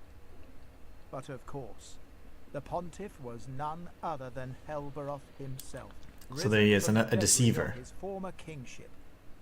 His clever trick complete. So he obtained the Cosmologicon again for a second time. Of course, you can guess what happens next. Once more, a curator was dispatched and inevitably recovered the grimoire. Yet once more, Helberoth absconded. But as he retreated, burrowing into the earth, a great chasm opened up. He and the crumbling remains of the moon tumbled into that gaping pit of flames and darkness. Surely that was the end of them. Surely. Sure. Oh, but what should arise from the fuming pit but another race sired by this most voracious of kings? Demons, twisted, hellish creatures of cinder and smoke. And what folly, what unbelievable short-sightedness. That abomination you call a library saw fit yet again to grant the new king, this father of demons, a grimoire, the Cosmologicon. So they gave it to him yet again. And this time, that king, that consumer of flames, that father of demons, would not be so easily bested. He would not lose his grimoire a third time within a lake of flames at the deepest depth of this world he now resides. His skin tempered to a black steel, his army of hellspawn loyal to the last ember, and his grimoire, his very beating heart, untouchable. Yeah, this guy's a jerk. And you may try to retrieve this grimoire, if you are so bold, and you may even succeed. But how much longer must our kind correct the follies of the library, of the ancients? At what juncture is it incumbent upon us to fold to the wants of the world, to the turning of the age? Consider your path, Curator. For one day it will intersect with the paths of those who can no longer abide the dictates of an authority which has lost its right to meddle in this new and changing existence. One day we shall all be judged by the paths we tread. And when that time comes, you had best be sure of yours. Heed this warning, Curator, for it is the last I shall give. Farewell then. Martin Clark says, hi mate, how's it going, my friend? You doing alright? How are you doing today? Alright, so this area is massive.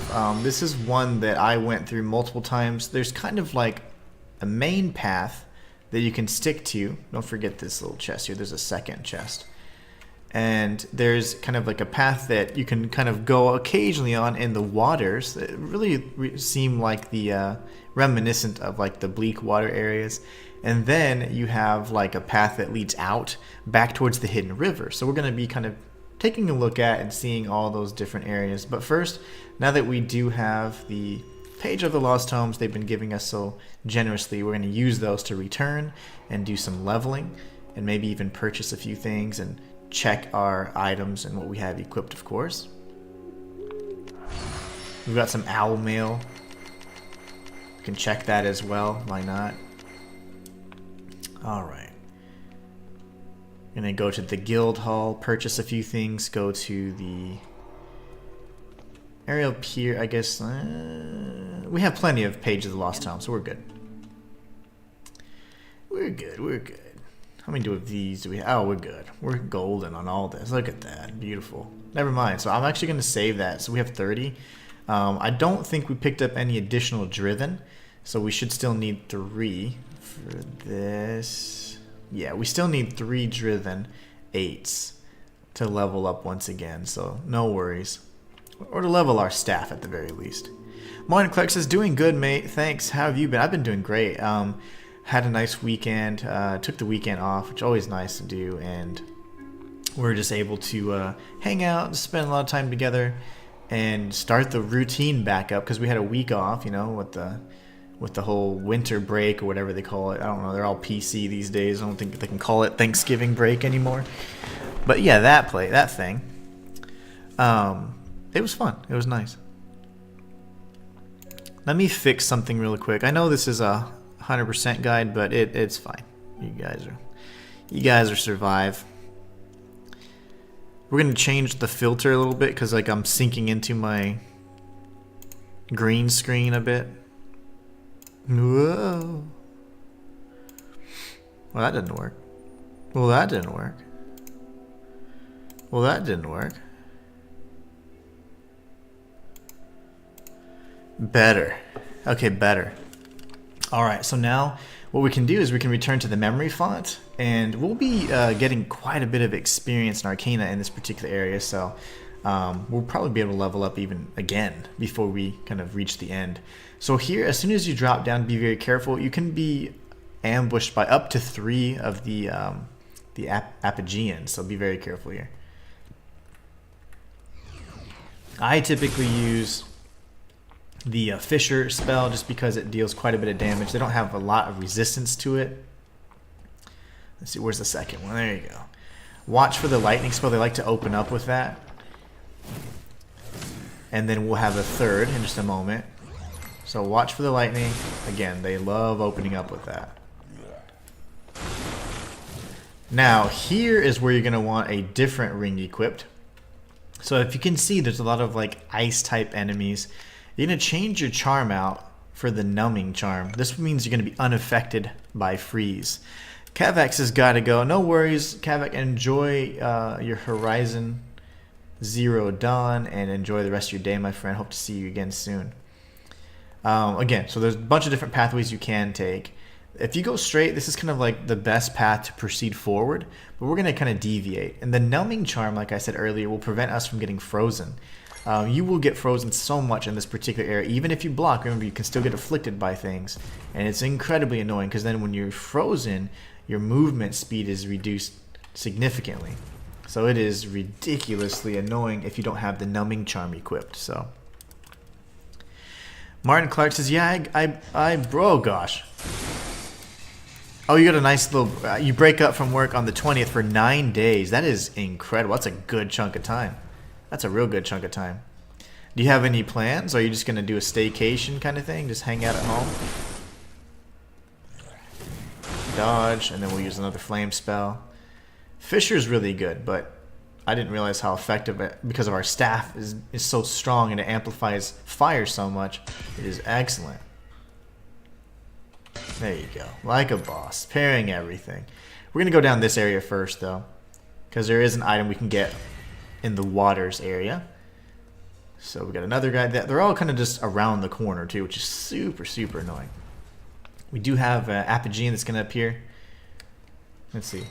Where is he at? He's up above. But there's going to be one over on this side. If you go this way, you circle around to the kind of the main path where we want to go eventually. These are the archers that will hit you from a mile away. The most accurate archers ever. Super annoying. Let's see if we can hit them with some of the good stuff. Very good. Very good. And okay, that's one down. I'm gonna go ahead and heal. Get right over here. They're coming for me. The little slimes. Alright. You can again parry the arrows, but it's pretty hard to hit, honestly. Colby says, hey Inhuman, hope you enjoyed the holiday week. Oh man, it was so great, Colby. It was fantastic to have like that whole week where I could just like chill and make content and not have to worry about anything else and eat delicious food, of course. It was great. It was awesome. Hopefully you had a great holiday too. Alright, so this is where it gets a little tricky. Honestly, what I did is I just circled around this way. And you take kind of tight corners here. You use the audio cues to dodge at the right time, and then you can heal. You can grab this, which gets us the Apogean charm. And then we'll be taking on these enemies. They're going to be coming really quickly, but not quick enough where I can't read. So the Apogean charm. Where is it? The Apogeans were master sorcerers as well as religious zealots dedicated to the worship of the moon. 10% reduced mana cost. Okay. 10% reduced mana cost. Really good because now your spells are a lot cheaper. Martin says, spending Christmas Day and Boxing Day with family, then catching up on some games. Nice. Including this one. It's already in my library. Very good. Well, this walkthrough that I've been doing, or this, playthrough, is now, I'm going to go ahead and label it what it is. It's a 100% guide, because at the time when I started it, I had already damn near beaten the game. I was just trying to get the rest of the secrets. And then once I figured out how to get the 2 endings, then I went ahead and beat it, and that was like by episode 2 or 3, I think. So by that time, I had already full knowledge of the game, all of the secrets and all that. So just a few loose ends at that point. So this is now going to be my live 100% guide for this particular game. I'm going to show you guys how to get every single thing. Honestly, it would be best because I don't have all the time to actually do an edited guide on this, because I have to get back to the Fist Only Challenge Run for Bloodborne and some of the 100% guide for Bloodborne as well that I've been putting off indefinitely. So we'll be going through some of that. But anyways, yeah, this is going to be a 100% guide for this particular game. We'll be doing smaller guides as well, like how to get all the Midnight Brazers and the hidden gems, things like that. And if you guys need like boss guides, I can do that for you too. Alright, so the Apogean that would have appeared on this bridge was already taken out. These enemies are... This is an Xbox. A lot of people don't know this, but this is an Xbox. Believe it or not. You can parry these guys, and they're incredibly susceptible to fire. So You just take them out like that. Remember, you could go down this way too, and that's something that we will do shortly. We'll be coming back around and going down that path. But that was an Xbox we just took out, guys. Xboxes are anything now. You can parry. Remember, the numbing charm is just invaluable in this area. Invaluable. Free Mana says 100%. That's really cool. That means that you'll be going to New Game Plus. Well, I'm going to call it, yeah, I was going to joke about it actually, because I'm going to probably call it a 99% guide, because I'm going to tell people how to get those last spells, because you do need them in order to get a true 100%. So Free Mana is the dev, everybody, and Free Mana is very correct in saying that you would need New Game Plus to get 100%. On my off-stream file, I did go through New Game Plus, but I kind of sped through it on the second one because I knew what I needed to get. So if you go to your key items, you can see that there's certain materials that you can obtain, and some of these are actually like what I would consider like boss souls. So there are certain spells that usually 2 in each kind of school of magic that you can use or craft, and they always require 1 of these kind of boss souls. So in many instances, you're going to have to actually go through and defeat all the bosses a second time so that you can obtain and craft both spells. That is really the true way to 100% it and obtain the achievements and all that. But you know, when in my 100% guides, you know that I don't go for achievements. I go for the like how to find every item in the game, all that, find the true ending, etc. But yes, that is something that would need to be done. You would need to go through a second time, beat most of the bosses to then obtain the soul. But yeah, so I don't know. I have to figure out what I want to do about that. I don't know if I'll have the time to go through a New Game Plus unless I can just kind of speed run it like I did in the previous. But I may not, and then we'll just figure out a way to, because this playthrough is essentially a walkthrough. It's not a blind playthrough by any means, so I don't want to call it such. But yeah, at the same time, it's not a true 100% either, and you just brought that to my attention because you do need to do a New Game Plus in order to obtain those second set of souls. But that's really it, you know, and that would be the only thing you'd be lacking from that regard. And then of course you can obtain whatever ending you want, kind of leave it at that. But yep, good point, Free Mana, good point. I'm gonna have to figure out what I want to do with that then, and how I'm gonna label it. Alright, whoa, what was that? That was so loud. My phone was on silent, but it still made a noise. Yikes, and it was really loud. I think it's possessed, guys. I think it's possessed. So here's 2 pathways you can take. You can go this way, and there will be an Apogean that spawns. You can go this way. You kind of want to circle around and do a lot of exploration before you just go into boss fights all willy-nilly. And I'm going to show you why. So there's an actual, like an elemental down there we're going to be very careful about. Martin Clark says, I've just finally Platinum Dragon Age Veilguard. Took 86 hours in total. Now playing the second DLC for Avatar. Nice. Free Mana says, that makes more sense. But yeah, it really is the only 8 spells and the alt ending. Absolutely, yeah. So I don't know. I'm going to have to figure that out, honestly, because I don't know how to balance all of this right now. I mean, and I have to get back on my... This game kind of came out of nowhere, and I'm so glad I featured it. I want to do it to completion. But normally what I would do is after doing a blind playthrough, I would then do a secondary playthrough with 100% the game.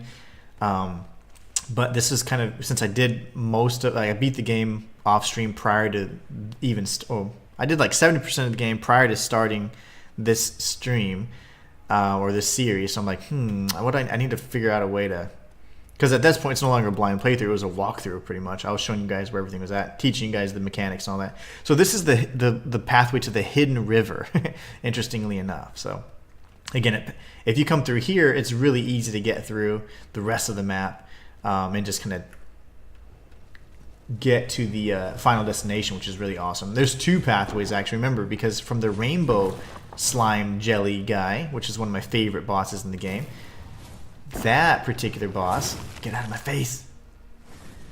I'm gonna die here, aren't I? That particular boss also has a doorway that leads you to the Apogean Lost City. So, but yeah, Free Mana says that, you know, you get the alt ending that way and the 8 spells.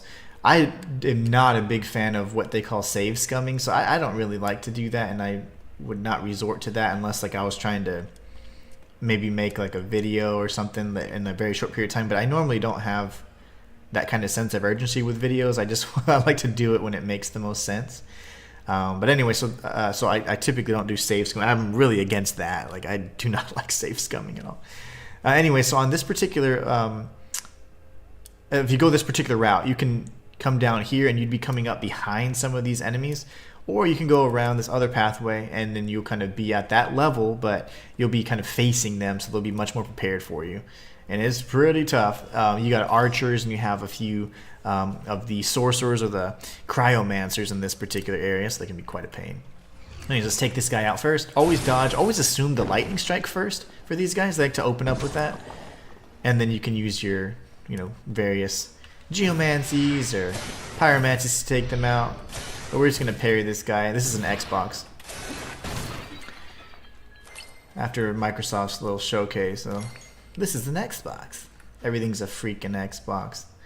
We got a meteor head over there, and then we have the archer. The archer's actually really a pain, and he can shoot from across the map. So what we need to do, though, first, honestly, is take this guy out, take cover if we can, hit him twice with Fisher because it has excellent tracking, and then not die. See if we can hit the meteor head, and it's a little too far away. We'll have to come back for that. Oh, lovely.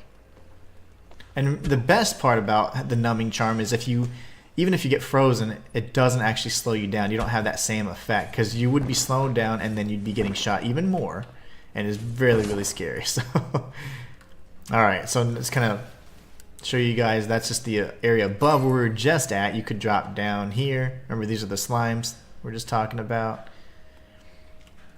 This is kind of the way forward, and then this is a whole nother area here we can go into. You can get to here from the beginning as well, just so you know. And we're going to go kill that archer real quick before we grab all the rest of this loot. Let's see here. Lovely. God, these guys hit so hard. Heal, and oh, lovely. What are you doing, sir? Gonna spam our Fisher right here. Hopefully we don't die. That is not good. Lovely. So anyways, we're going to go to that area a different way. Damn, like they said death. We go back this route towards the font. Now what you can do, remember I said you can go down or around. And this is where we're going to take an alternate path to get to that little like water area. Again, watch for the Apogeans here. They love their lightning spells. We got 2 of them spawned in right now, plus the little ice bomb guy down behind, but he's dead. Okay, now we got one more Apogean right there. Watch for lightning. Always assume the lightning. Alright. So, oh, this guy. Lovely. I'm going to show you guys the second path. We're going to actually end up right where we just were. So there's going to be an Apogean that spawns here. I like to typically run forward past that, but I don't know why I moved back. I'm going to get shocked now. Alright, then we got the Xbox. And I don't actually need to do it this way. This is actually the wrong path, just so you guys know. I'm just off my game today. Totally off today. I could tell because my commentary is kind of ass. But it is what it is. Can't be on every day. Alright. Oh, we got all these bros. Sure. And you? And your brother? Lovely. Okay. We didn't parry any of those. We're going to come back down. There's going to be some Apogeans here as well. Hug this side. Ooh, he didn't do the lightning this time. What a cheeky little bastard. And then we've got another one over here. Oh, these guys are changing up the entire game. I love it. Love it. Alright, now from here, there will be another Apogean, but we destroyed everything up above. if you hug this side, it won't really spawn, or it won't be much of an issue. So just go here. And then we're going to have the elemental that killed us a few seconds ago. This guy. They really covered the ground, but if you use line of sight, you can kind of break it. Break it a little easier. Okay, very good. Very nice. Alright, so the elemental's defeated now. But that's not all. There's a few more things we got to worry about, of course. You can come back down this way, grab the item he was guarding. That's a Drithen 8. We did need 3 more of those, so now we have 3. We need 2 more. The crown match is going to be on that side, but we want to take out the bugs if we can bait them this way. Telling you, these archers are crazy, crazy, crazy.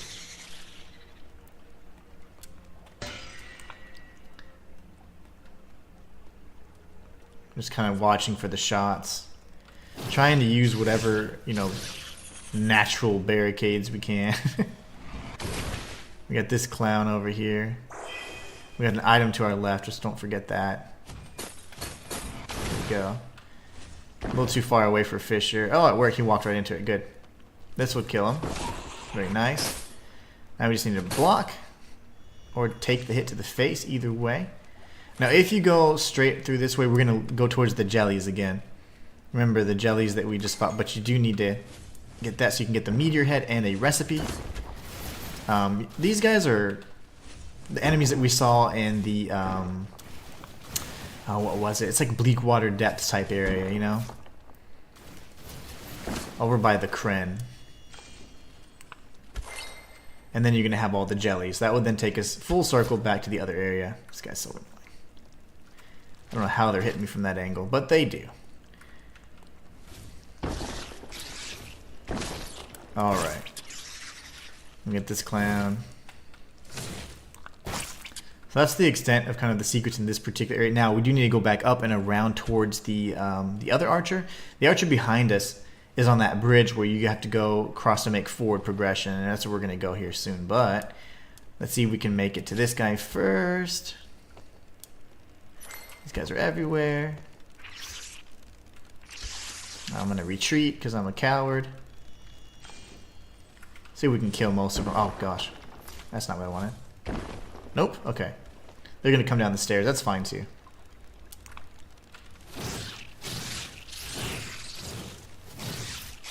We're getting shot in the ass. Okay, we're good. Yeah, but this area is pretty tough in terms of the archers everywhere. And they're usually out of range, so you can't necessarily get a good shot on them or line up a good shot, but they can hit you until you're quite close. So you can be burning through some heals here. But here, this is all we're trying to get. Just a little crystal that grants us arcana. So there you go. Whew. I don't know if that's worth it, but for the sake of completion, it definitely is. Definitely necessary in my book. Okay, so now we can go back around. This guy's going to be impossible for us to hit from this angle, so just run past.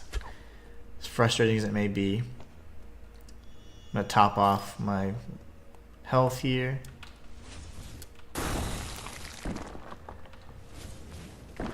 Dodge to the side. One more boulder should do the trick if I can actually hit him. Okay, we're not. Lovely. Now we're going to freaking die again. There it is. Drithen 4. So we can just circle back around over to his area.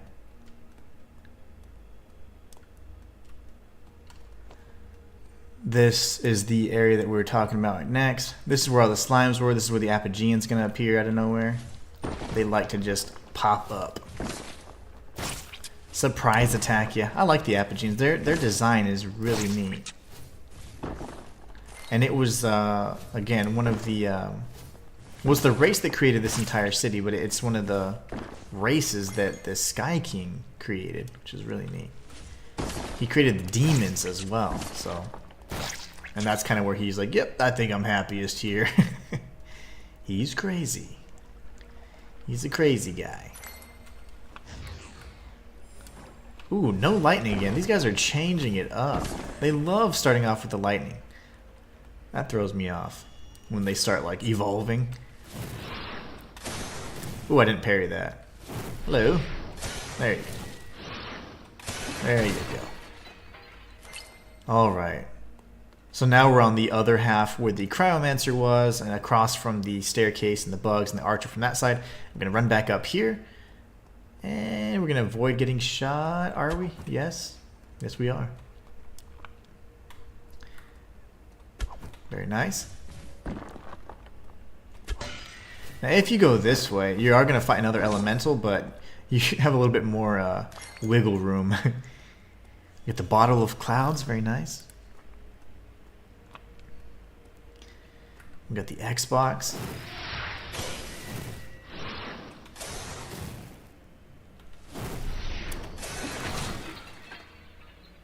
Ooh, hold on. Did you ever work out the Apogean? No, I'm sorry. Work out the secret mechanic with the Apogean X eyes? Huh.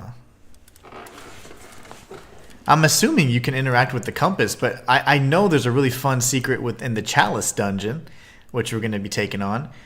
With those guys, I think the secret that it's not the secret, I'm sorry, the method that I figured out with the Xboxes was the, I just figured out you could parry them, and then they're really weak to fire. So I would just come up close, parry, go up close, parry, and it works really effectively. But if there's a secret mechanic, I think I'm going to try and showcase it on stream then.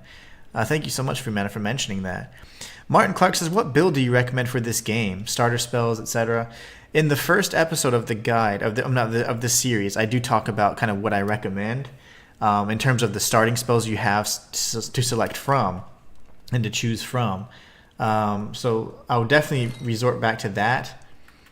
But I think in general, having like fire, so pyromancy, geomancy, they're just pretty solid. Lots of enemies are, if not weak to them, they still are going to take quite a bit of damage. And the way geomancies work, the stagger damage is incredible. So you can interrupt enemies that would normally be just pummeling you or attacking you incessantly, but you have the means to kind of combat that. So I am going with the Crystal Spear, which enhances the fire and lightning spells. I don't use a lot of lightning because it's very costly, but it is good. Very high damage as well. But earth as well. Holy doesn't seem to deal tons of damage necessarily, but it does have a lot of capability to stagger and do things like that. But I much prefer things that deal like true damage quickly. So fire, lightning's great, but I don't use it very often. And then earth. So fire and earth are my favorite types, and they're very versatile as well. The spells themselves have pretty good trajectories on the projectiles. They have good AoEs as well. So it does become a matter of preference, honestly. But I'd say in general, you're going to do very well with geomancies. Like this particular enemy is not weak to geomancies, but in a few hits he's down, and if not, we would have just staggered him endlessly if we used a different set of spells, or a different spell from that same school.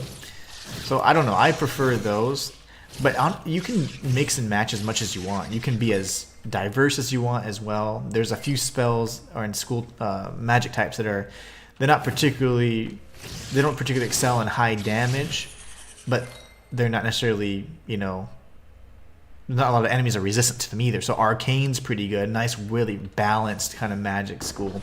But I suggest having, at least 6 slots of spells, 4 for attacks, and then maybe 1 or 2 for utility. So maybe even a heal or some sort of light mechanic so you can see what the hell's going on. Oh, I need health because this area is going to be so hard. You can rush past, but I don't really like to do that. So we're probably going to end up doing this little sequence a few times. Is dark magic good? Dark magic's fantastic. So personally, remember how I say like when I do a walkthrough or whatever, like my methodology is way different from my actual true style of playing, right? So like when I'm playing, I do something way different usually. And so yes, I did resort to using lots of dark, and it was incredibly powerful, but there are some enemies that are resistant against it, and also it doesn't deal much stagger damage, so you're not going to get staggers very consistently, if at all. So you'll be doing tons of damage, but if they're resistant, you're not going to do hardly any damage, and you're not going to stagger them, so you need to then have a secondary type of spell equipped or something to accommodate for that. Oh man, we got jacked up there. But yeah, Dark is great. Dark is really good. It's some of the most powerful, a high damage, in my opinion. There's going to be more Apogeans here and over there. If we go along that way, that will take us to another area, or I said the last part of the Apogean Lost City, and then this here is going to take us to the actual end, where we can tag a translocation point. So let's see, can we figure this guy out? Well, let's go ahead and face off with the Apogeans first. These guys spamming their little arcane magic. Good thing about Fisher is that sometimes it can tag for more than one hit if they kind of go back and forth into it, so I love that. There are tons of Apogeans, and there's going to be even more on the other side, so we got to be careful. We don't want to piss off this Xbox either. Okay, cool. Yeah, Dark Magic is what I used primarily on my file. It was great. Wait, did I just do something? His eye is now yellow. I wonder if he'll hurt me now. Oh, that's sick. Now he won't hurt me. So that's interesting. That is so excellent. So like the dev just actually taught us another secret for this particular creature that pretty much makes it to where you don't even have to fight them. That is incredible. If you use the compass, as you can in many instances where eyes are involved, you can just pretty much deactivate them, and that is awesome. That makes me really happy. Oh my gosh, that doesn't though. He'll still follow you though, which is kind of creepy. Oh balls. Okay, I don't have any heals left. That's the scary part.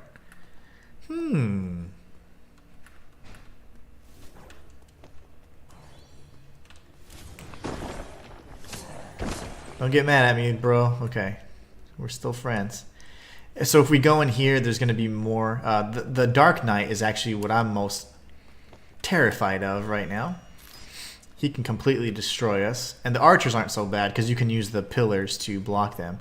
But Free Mana, the dev, actually just gave us a hint on how to deactivate the Apogean X-Eyes. Those things are cool, by the way. I like them.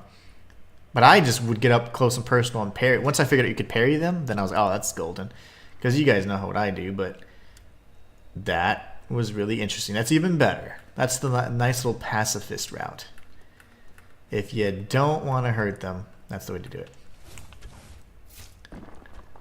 it. Sir, can you aggro, please? Because Page of the Lost Tome. There you go. That's the stuff.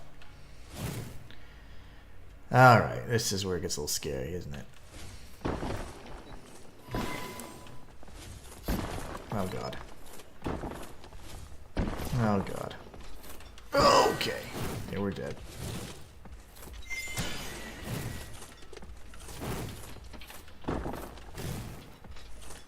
Oh my gosh, please die.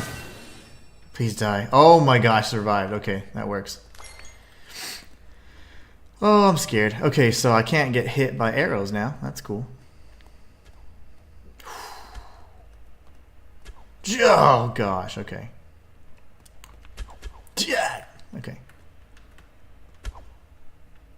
Please. Oh yes, that's the spell.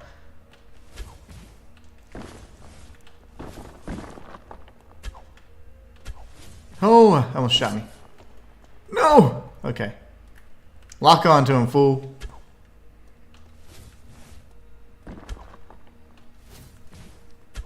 Oh gosh.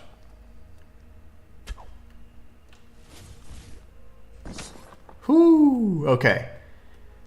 That will do. So there aren't any items on this side. They're just items on the other side. So here we go behind this little like passageway, and then now we are free to grab this point here. We can rest and recover. We're now at the Apogean Lost City. Now, before anything, I would just say, like, this is the way forward. It's to the Tower of Hatred. You're going to fight a really powerful boss here. What we're going to do is we're going to grab the Soul Magnet. So let's just say that we died, right? If we were to... I was actually quite stressed there. If we were to die, we could then use the compass, target our souls, like our soul spot, our arcana, and you could tag it from afar. And it is excellent. I've used that I don't know how many times. It is fantabulous. I use it regularly, and especially if you die a lot. Which, you know, sometimes that happens. Happens to the best. Alright, so now we're going to bump this up to hopefully, let's see, 35, and then we'll do the same for vitality, get it up to 45, and then I think we'll be around 69, level 69, and that's right where we want to be. Very good. Okay. So now, again, the font is no longer necessary, but what we can do is we're going to go back through the Apogean Lost City. That was so close, and that was terrifying. Gosh, that was stressful. Okay, but guess what? The Dark Knight is now defeated, so no longer do we have to face off with Batman. And we can take out this idiot. And we're going to come back here and cross this bridge here before long, but we're just going to clear out the rest of the area, the Apogean Lost City, the final area, if you will, that little section that you can definitely miss, or there's a handful of secrets still, so we're going to circle back up and around to another entrance, the same entrance that you can get to from the Rainbow Jelly, so we'll kind of piece the whole map together for you guys there as well, so boom. Alright, more bros, lightning spell. And then we're going to have 2 more bros on the other side. I love that. That is great. Ouch. Alright. And now we got the bros on either side of him. And the third one that just spammed lightning. Okay, good stuff. You can break line of sight and use these walls. With Fisher, you can cast and attack an enemy on the other side of a wall, which is really nice. Where did the other guy know? He died. Okay, good. Yeah, so normally what I do is this, Freeman. I just get up all in their face and I'm like, hit! Parry! Oh, or parry. I didn't parry because I didn't have my shield. And then just do that a few times. But I like your way better. Okay. These little bugs are going to attack us. Then we're going to have the Apogean. Yep. So, just so you know, there's going to be about 2 Apogeans per, area. So every time you're around one of these little fountains, and then there's a bunch of bugs. They typically aggro from a little further than you'd expect. So just be careful. Don't just rush past, because you're going to be surrounded by the bugs, and they destroy your poise. By the way, they'll knock you down like nobody's business.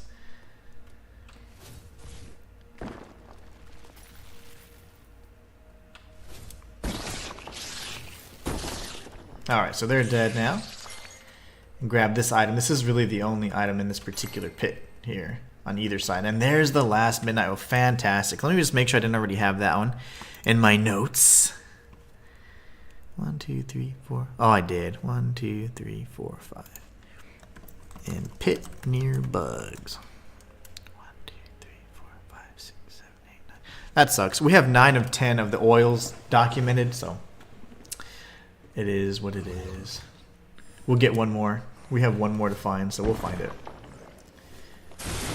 But that's the 10th oil, just so you know, in this particular game. I just didn't write it down, so I didn't write down all the 10 locations as I should have.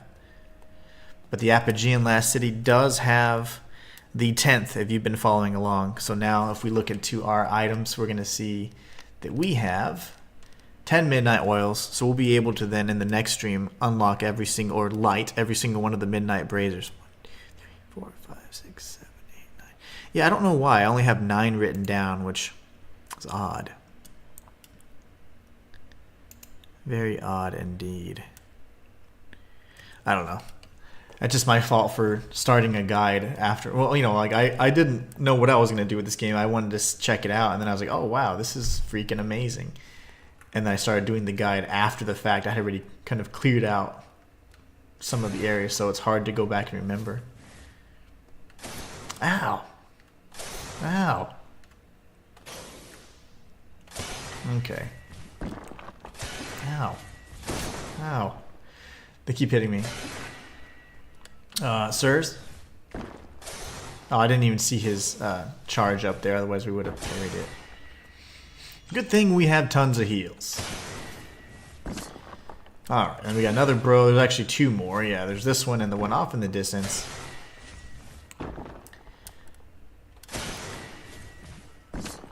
Martin Clark says, notice that you haven't touched willpower. You think it's not worth upgrading then? Because if it was playing, I'd be leveling willpower and vitality if I was playing. That's a very, very great question. And again, it kind of comes down to preference. So here's my opinion on that.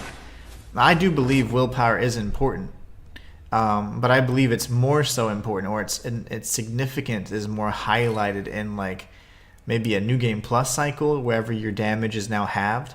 But in this particular instance, I didn't choose to level willpower at all, and I did so by design because this game already has built-in weaknesses and resistances, so enemies are going to have either be very weak to or susceptible to or very strong against certain types of things. We're going to go here at the end. I wanted to show you guys this item. But anyways, because if you can learn and kind of catch on and say, okay, I understand what they're trying to do here. These types of enemies are susceptible to this type of magic, etc. Then you just have to have the proper set of magics equipped or spells equipped to kind of prepare for whatever situation may arise. Or you just kind of have to be like, all right, I know that this spell is really effective in this way, and even though they're high resistance, like Geomancy, for example, I can still deal enough damage to take them out of the fight. So long story short of it, I figured, because I got killed, I don't know how many times by Krevlon, which was the first boss. I got killed by him like, I don't know, 10 times. And I was like, okay, this game is either really hard or I'm not playing it right. So I was like, you know what, I need to be more tanky. So I focused on vitality and willpower and intelligence, because intelligence means how much can you cast. So like if you can't cast, and at the time I didn't, the bookcase fragments were relatively rare. So, if you can't cast, you can't really deal damage. You're limited to your primary spells. So I didn't want to take myself out of the fight by doing that. So essentially, I just went with a tanky build that can constantly stay in the fight and survive for long periods of time. And that's what we did. I think I grabbed this. I don't remember what I didn't grab because I got distracted because I can't multitask.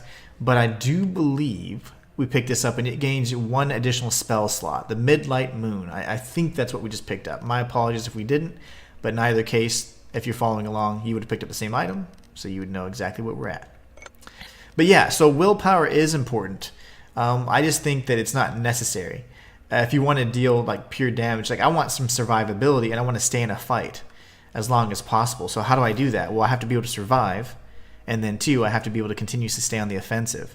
So I'm more aggressive in that way. Like normally, yeah, willpower would have been something I definitely pumped points into, but once I learned that there's like aversions and weaknesses and stuff, then I was like, oh, we're good. Not necessary, but definitely a welcome addition. Now in New Game Plus, I would probably pump the rest of my points into willpower. Yeah, for sure, but not now.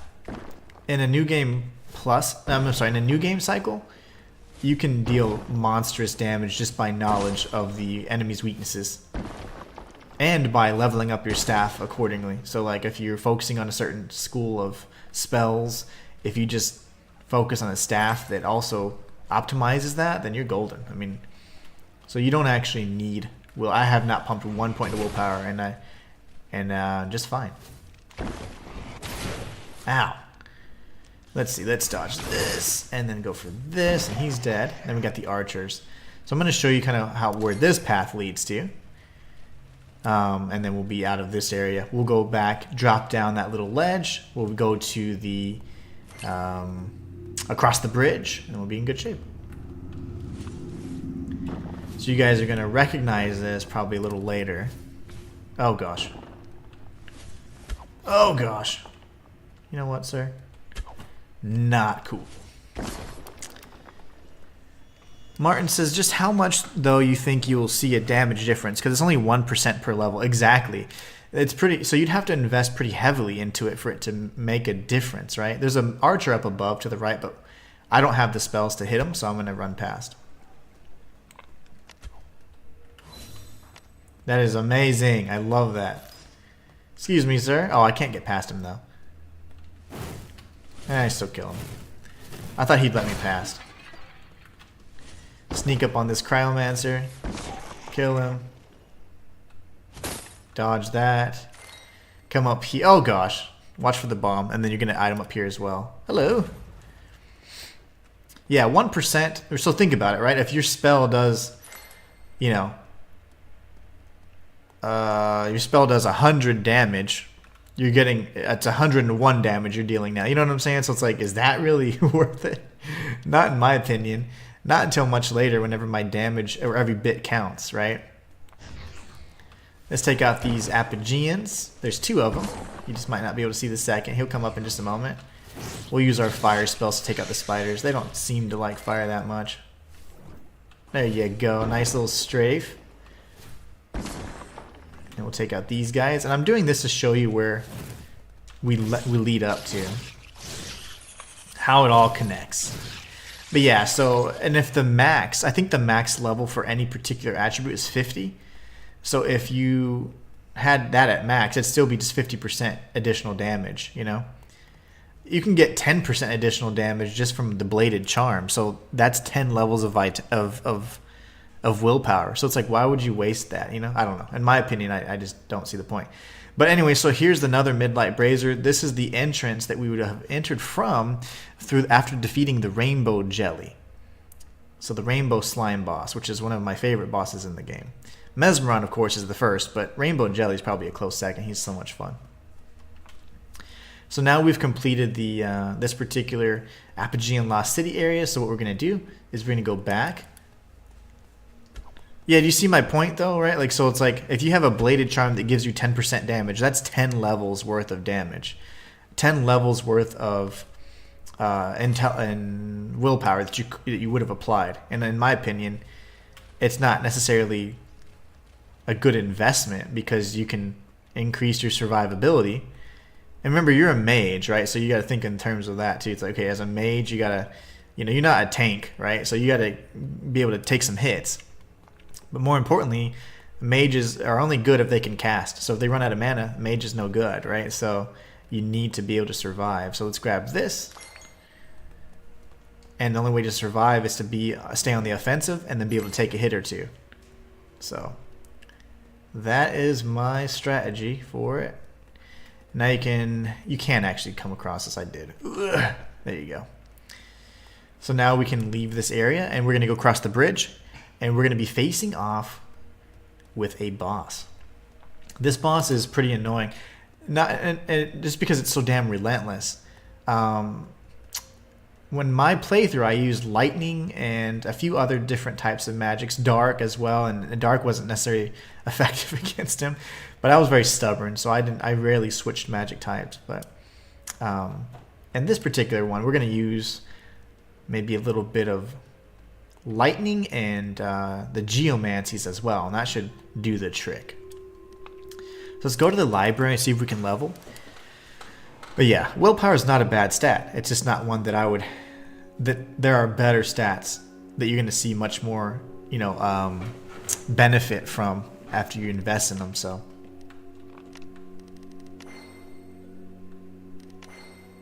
So close.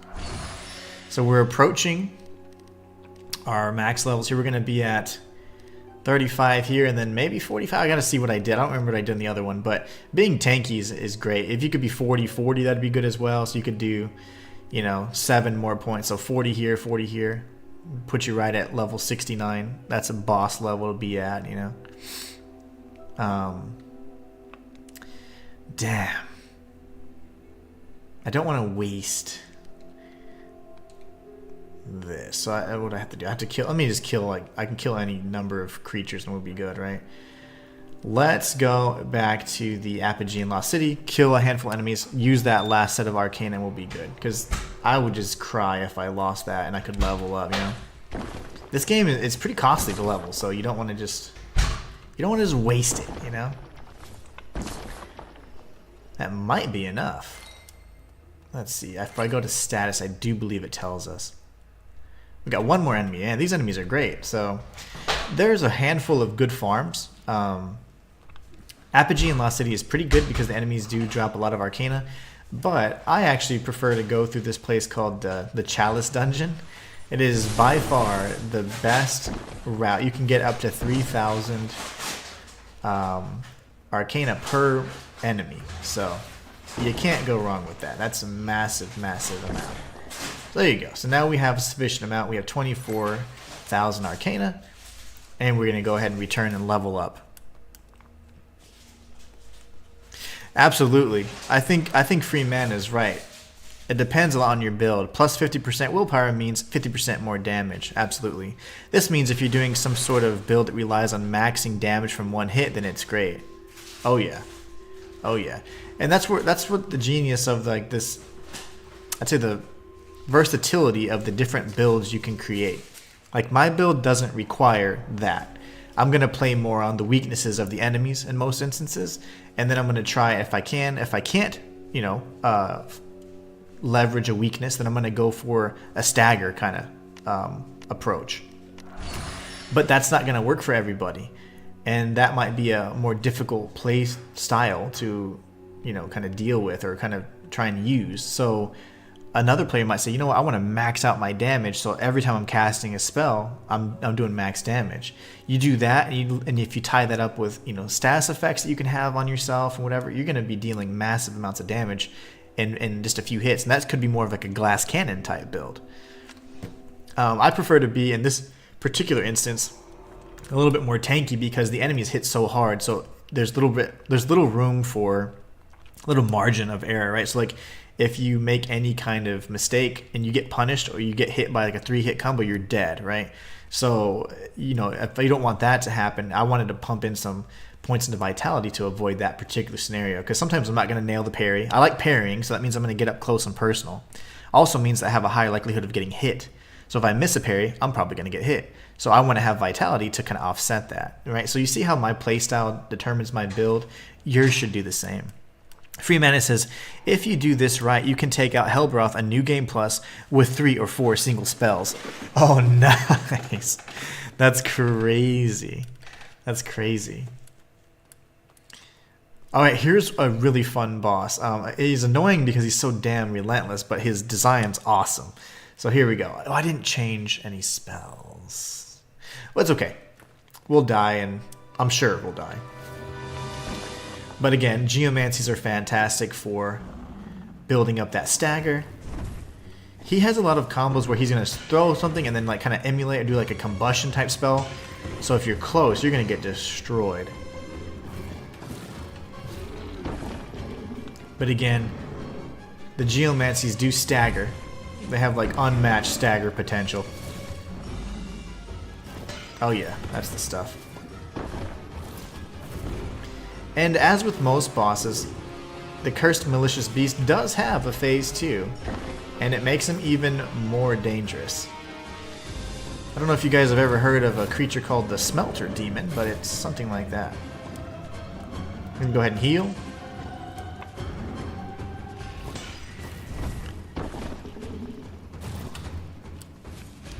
But again, I play in pretty close, right? So I mean, it just kind of, that's my style. I need to have room for error, margin of error. So here we go. He has 50% health now. Now he's going to deal AoE damage by getting clued closest because, of course, he is on fire now. And he'll be dive bombing as well. He's kind of a jerk. He loves closing the distance in this phase. But we want to parry him as much as possible because we just like parrying. Makes us feel better. Makes us feel cool. You can parry that strike too when he slams down, just so you know.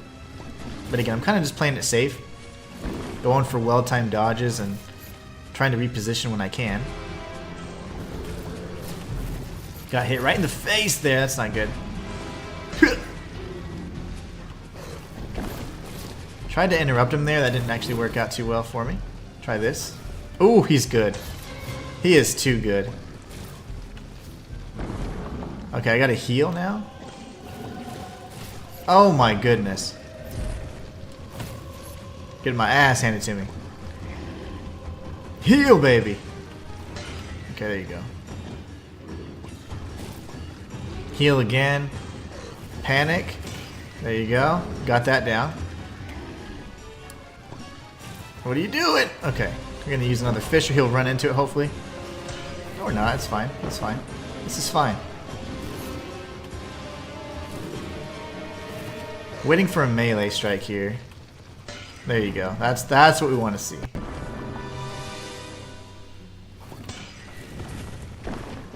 But again, I didn't necessarily use his weakness by any means, but my playstyle allowed this to kind of work out a little better than I think it probably would have on paper.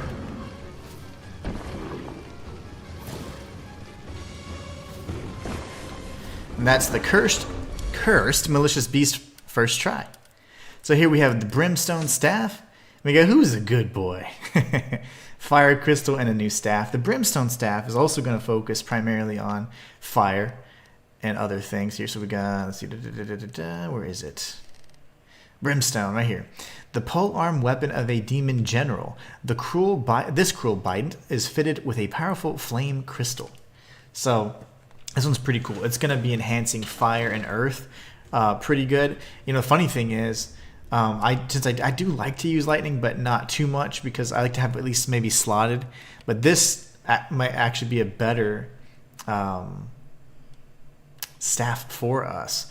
But we'll see. We'll see. I do like the way the crystal spear looks. The brimstone looks really nice too, by the way. But let's go ahead and change out. This would have been nice to have changed it out beforehand. And had the hammer charm so I could build up that stagger even more. But it's okay. This is fine. Alright, we defeated the boss, and guess what? We get to move on to the next area. The next area is crazy, and we're going to get to it. But first, I want to go ahead and return to the whatchamacallit, the library, so we can kind of gather ourselves. We're going to need holy water like crazy in this next area. There's lots of cursed enemies, or enemies that can deal curse, and it is such a painful affliction to have when you're trying to survive. But we topped off. Looks like our health is, I mean, everything's all where it needs to be. We have our holy water, equipped water, charms are good to go. I don't believe I have sufficient drithen to level up our staff just yet. I think we need a few more. We need one more drithen, that's right. So that's not a problem. So now we're going to go right back to the Apogean Lost City, go through the boss arena, and then we're going to be in the the Tower of Hatred. This is the lift area. So here we go, making our way back into the boss arena. We're going to go to the lift, and this lift is going to take us to the Tower of Hatred. Tower of Hatred's pretty neat. It's got a few things that we're going to definitely need, even the Vitality Crystal, which is fantastic.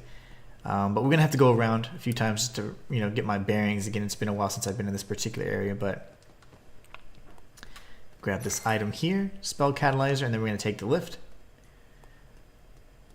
Once we get to our destination, we'll be jumping off of the lift, and there'll be a few goodies we can grab.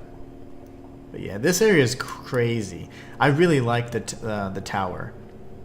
When I got here, I was like, okay, this is going to get even worse. And it does, because it leads out to a very terrible area. So here's the exit. If you go back to this side, though, you can grab an item over here.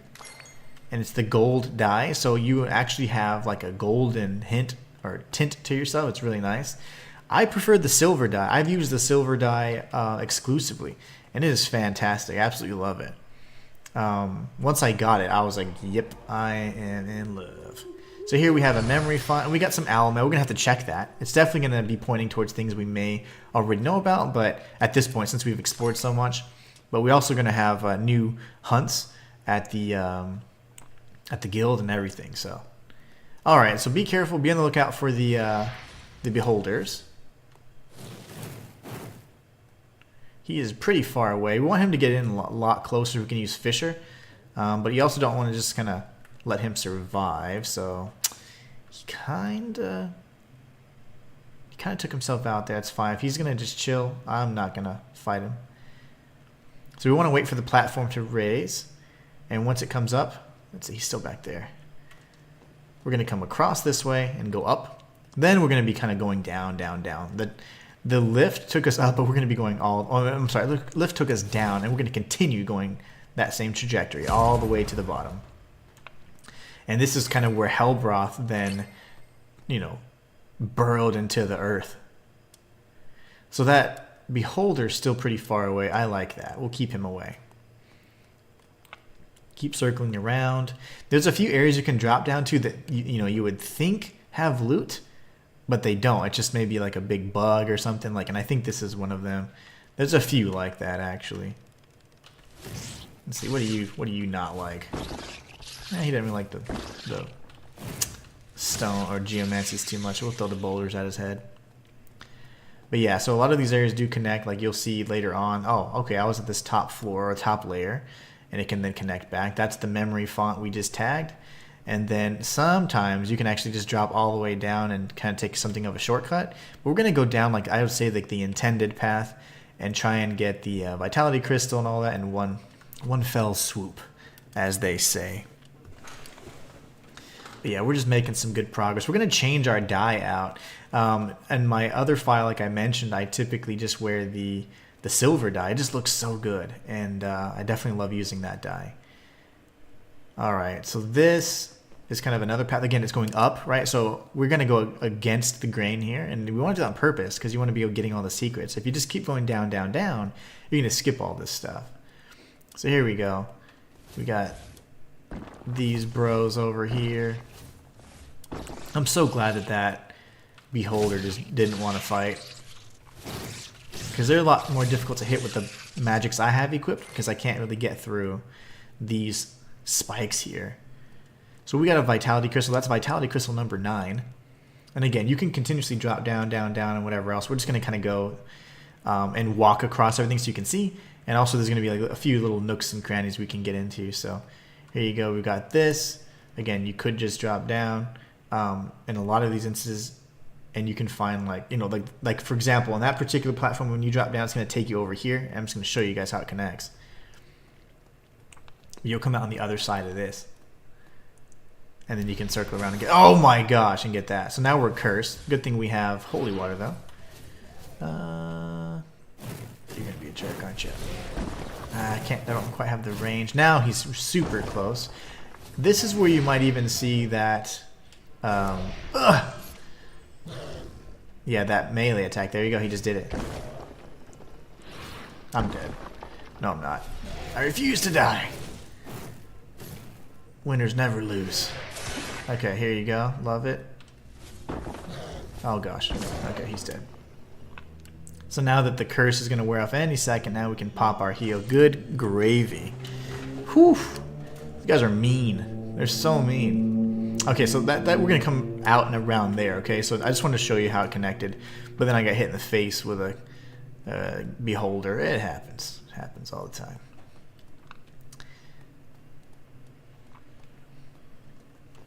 Damn. That guy was crazy mean. Okay, so I'm going to drop down here. And there should be a little platforming sequence, if I'm not mistaken. There you go. Careful with your spacing out here because it's really easy to overdo it. So I usually go against the wall like that. You could drop down from above, and that's how you'd get to that platform. So just be very careful. It's so easy to mess this up. Okay, we're just going to go around the corner, use line of sight. We're going to use our Fisher Geomancy there to take out those enemies. If they're grouped together like that, the AoE spells are, honestly, they're just fantastic. Alright, so now we can come back up this way, and there should be the item on this bridge. But you see how it all kind of connects, and if you drop down, that's where the bugs were. And there's another area like that up here where the bugs are, actually. And we're going to be going down there. Just remember, there's 2 little bugs there tucked in a corner. You're going to see those again. If you were to go up this way, this is where you could drop all the way down and go to this next area. Or you can just go back around this way and there's another lift. It all kind of ends up leading to like the same area. So I just go this way and then I circle back. So you go here and then dash. And now we're going down, right? You can tell, okay, that's the actual path. So remember, we were actually up above, and we looked down below, and we saw these little bugs. I think other than like crafting materials, you're not going to get much of anything here. And then there's one area, like this one I think doesn't have anything. There's one that's totally like, oh, okay, what the heck? And I was thinking, I know when I was first looking at it, I was like, hey, is there like a way I can drop down even further or kind of interact with these red crystals? And nothing that I ever discovered, you know, kind of seemed like that was the answer. So also be careful because this is one area where fall damage can actually take you out. You might actually see, oh, I might be able to drop down all the way to the bottom, but no, you will die. So even if you're trying to land on much lower platform like this, for example, like this little, I don't know, the spiral staircase, you will die. And I tell you that from experience because I myself have died to this exact same cause. Gravity. Gravity is definitely something, if there's a death associated with it, I'll find it. Alright, so now we're going to go back this way and we're going to go down, continue down. Remember, there was the pathway near the little platforming sequence. Okay, so remember we came from all the way up here. You can go in here now, and then we're going to be going to the lower levels. There are going to be a few enemies, so just be careful. There's going to be a beholder. It's right across the way here. Let's see if I can get his attention. That hurt. Heal before he does his little curse thing. Alright, good stuff, good stuff. There you go. Those guys hit very hard. Using line of sight helps for most of the spells, but not that one that kind of throws out those sigils. Those are terrible, by the way. Very harsh spells. Alright, he's dead. We can grab the Drithen 7. But again, remember, we're looking for Drithen 8. That's really what we're looking for. Can always do this if you got hit. And I want to go ahead and top off and heal. So let's see. Where did he go? He is around the corner over here, just being a little troll. Where did he go? Ah, he's way over there. We really don't want to fight him on such narrow platform because we can't dodge. We'll have to be forced to parry everything. So that is not a good position to be in. Let's see if I can get his attention. Oh, so close. Oh, like I am crazy. We just totally hit him from like a mile away. Martin Clark says, do you recommend a good farming spot for Arcana? When it comes to Souls-like games, I tend to go open first. Well, the best farming spot is like after this area, actually. But most of the enemies don't drop tons of Arcana, you know? So, early farming spots? Ah, I might die here.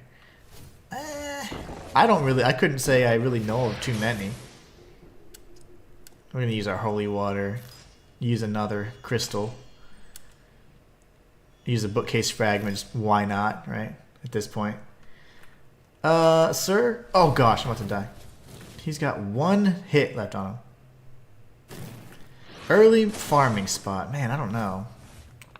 I mean, I don't do a lot of farming, and I know you've seen some of my other stuff. I'm not a farming kind of guy, you know. Not really my style. But if there is a farm, if you needed some, like the area that I'm going to show you is really good. But yeah, I don't know. I'm trying to think early game. The Craglands, I mean, they're okay. You can go through the enemies a few times there. No one really drops a bunch of Arcana though that early on, you know. That's the problem. No one's really dropping a bunch of Arcana until you get to some of the later areas. Like the Apogean Lost City is fantastic. You can farm slimes too. I mean, you could go down to the Rainbow area in the Bleakwater Depths dungeon and farm slimes. Not only will you get a bunch of different drops, but you can get a decent amount of Arcana. Okay, gotta do. I cannot die here. If I die, I'm gonna be so pissed. You're a jerk.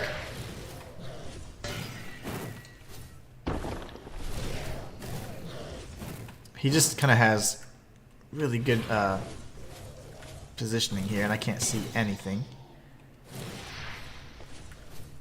Okay, sir. You are annoying.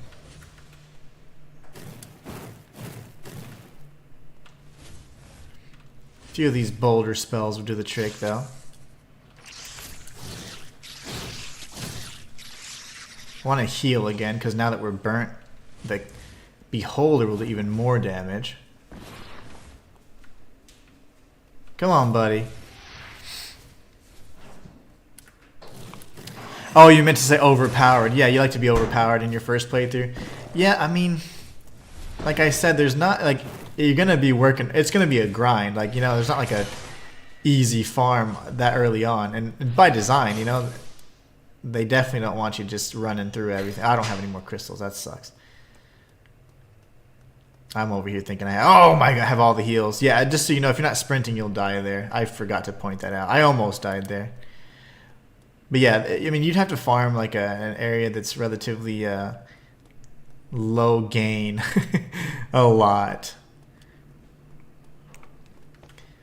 But I mean, you know, it's not unattainable, or it's not you know, it's not something you can't do. It's just, it's hard, and this you'd have to grind quite a bit. They do really well in pacing in this game, so you know, if you want to farm, it's going to be not very rewarding at first, because they don't want you getting overpowered. You gotta earn it in this one. And there are some good farms later on, but yeah, you want to run past all those bombs, by the way, otherwise you will get blown to bits. You can't parry them all very easily because they're just going to blow up in rapid succession. So those are the items. There's nothing else. And then we go into this new area. This new area is essentially like the entrance or the overlook to the Cradle of Doom. So what we can do here, we can actually go back to the library. I do believe we have enough to level, so we can go here. Use these bad boys. Get up to level 35.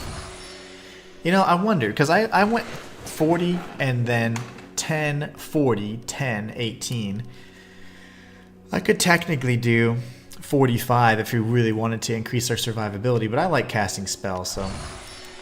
Alright, so now we have the Cradle of Doom, which now indicates, hey, look, there's a grimoire nearby, and there certainly is.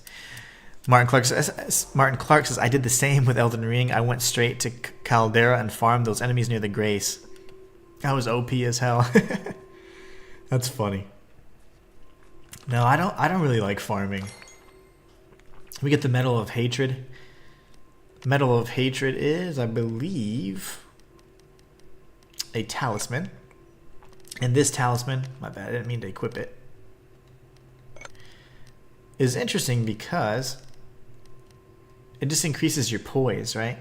This is good if you have, like, say, maybe a high magic defense mantle on, and you want to kind of offset the low physical damage or the low weight, because the higher the weight, typically you can have better poise, so you don't want to be getting knocked around everywhere. So this is pretty decent.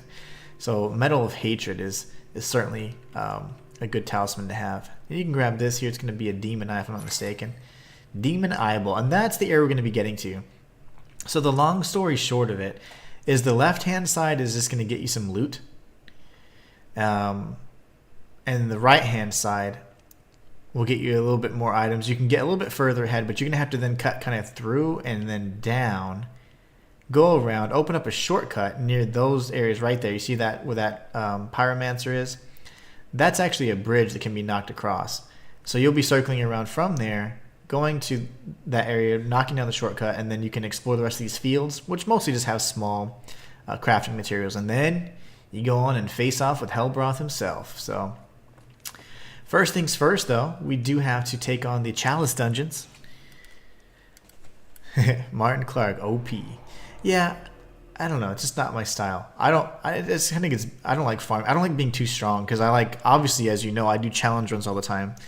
So I like a challenge, you know, and I like being able to then try and overcome the challenge, like the possibility of being like, ooh, can I do it? Because if not, I can certainly beat whatever game or anything. It's not a problem, but I just like adding an additional layer of challenge.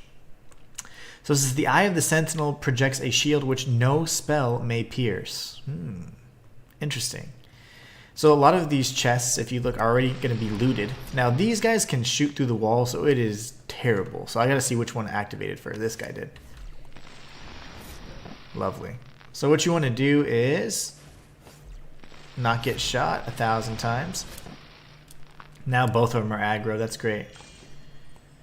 We'll wait for the shots. Okay, this guy's chill now. Good.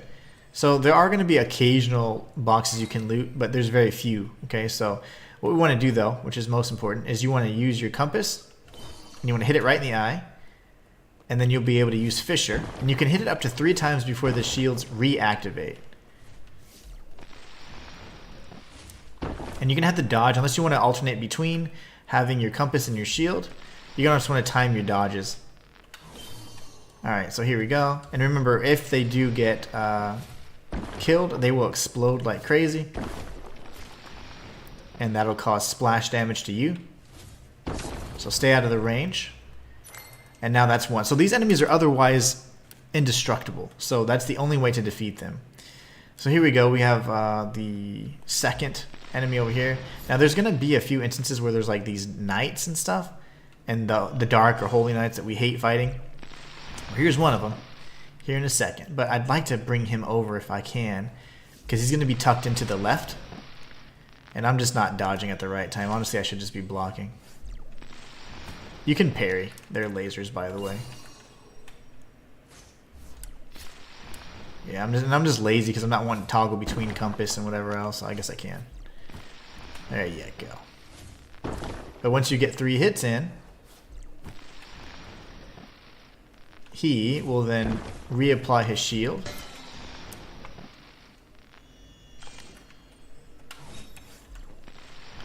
Go around this way, get some distance. Aim with the compass, hit him again. Try and parry. And we're just going to tank this hit because I'm about tired of his ass. Okay, that's the second one down. They usually have really good drops, but again, look at all the arcana that we just obtained. Good stuff, if I might add. So here's a holy knight. So they're going to be susceptible to weak. I mean, to weak. They're going to be susceptible to dark.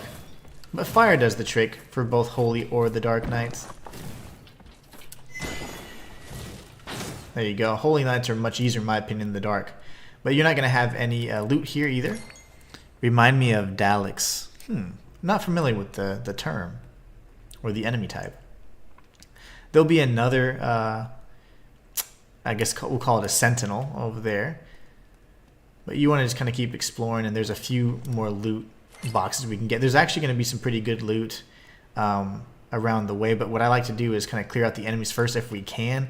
I've been getting destroyed by those laser guys though, but let's see if we can take them out without too much trouble. There's one up there, there's one inside this chamber, and there's one down below, and there's a recipe of course, and that holy knight, so we're going to be circling around. There's also a dark knight that we'll be facing off with. Okay, good. You either got to get the iframes or you got to get the parry.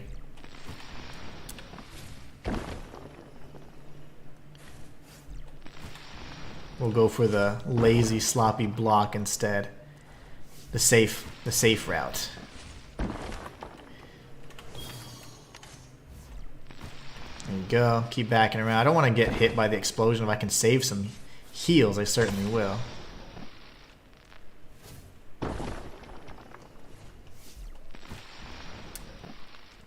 And, alright, the finale. Very good. So we can go around and work our way around this way. There's also the area that we just cleared out, which is this. I want to show you guys because you do have some loot in here. You can get armor scraps and a dire fang.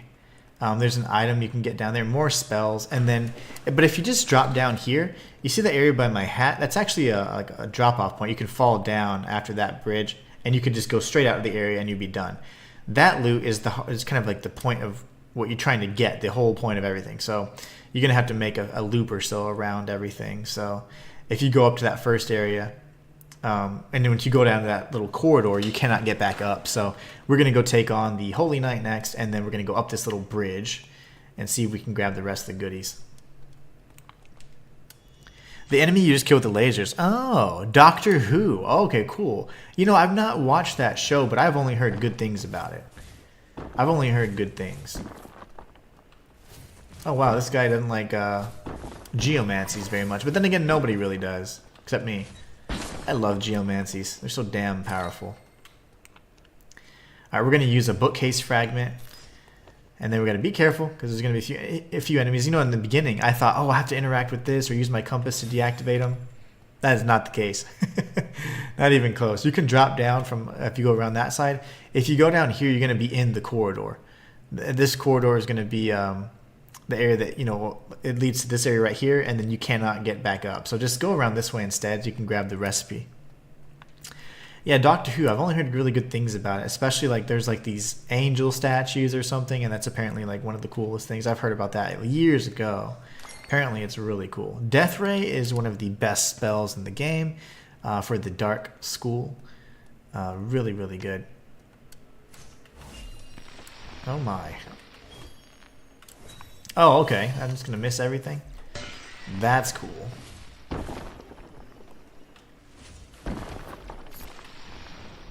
Took that on the chin like a champ. That one too.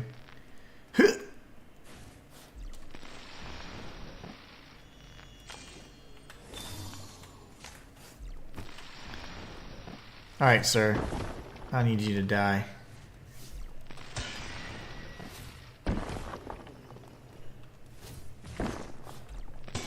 He came back because I was trying to use a ranged spell. That's what I get.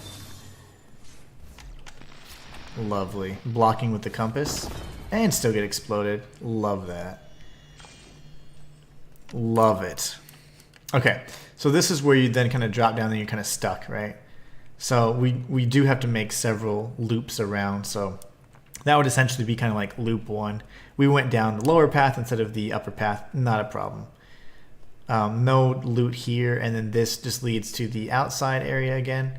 So what you can do, honestly, is you can actually go through and you can tag the memory font on the other side of the Chalice dungeon. Now you have the Cradle of Doom translocation portal, and then you have the Cradle of Doom area itself. So this is the area. It's massive and it's terrible. It's so crazy. We're going to use the Page of the Lost Tome. We're going to return to the Cradle of Doom translocation portal. This way. And then we're going to go back into the Chalice dungeon area. We're going to try and do better with not getting destroyed so much. But those sentinels are very difficult. The Daleks. Daleks, my bad. The Daleks. You guys are tough. By design, it seems. See, I'm getting hit by the other one too. That's fantastic. I can tell because of the audio cue. I'm gonna heal just because I'm getting jacked up anyways. Now they seem to be weak to fire, but the fire doesn't seem to deal as much damage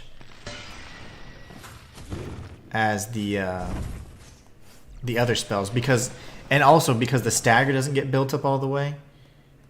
You have a bit more opportunity to attack them, but the Fissure in general is just going to completely melt them, so I don't know. I prefer doing that. But in either case, they're weak to fire, but I never really have much success with that. I switched to compass on accident. Let's try shield. There you go. You got to remove your lock on if you want to free aim with the compass, so. Let me see how much less damage you do. But also you're doing much less stamina damage, and you don't have to then trigger the cycle as many times. Well, I mean, I guess you do in this instance. It's still 2, but trying to find a way to justify it. But yeah, even though my fire damage is so strong, the stagger meter is more than I can bear. And then just take the hit, why not? At this point. They have good drops too, so if you run through here with Mesmeron's Greed and a few other charms, you're going to be in good shape. Alright, so remember there is that other pathway down there, and then you have this option over here, so, I mean technically I guess you have to go through 3 times, but it is what it is. And perfect parry.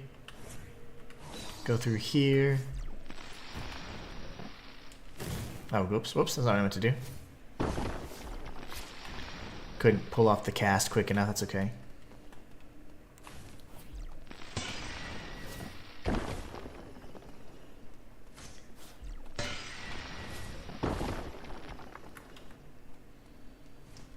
Stop hurting me.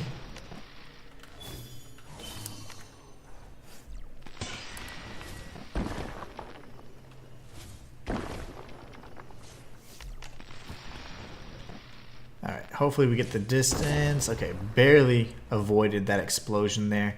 And now we can go this way. There's going to be a Dark Knight this time and another enemy just beyond that corridor over there.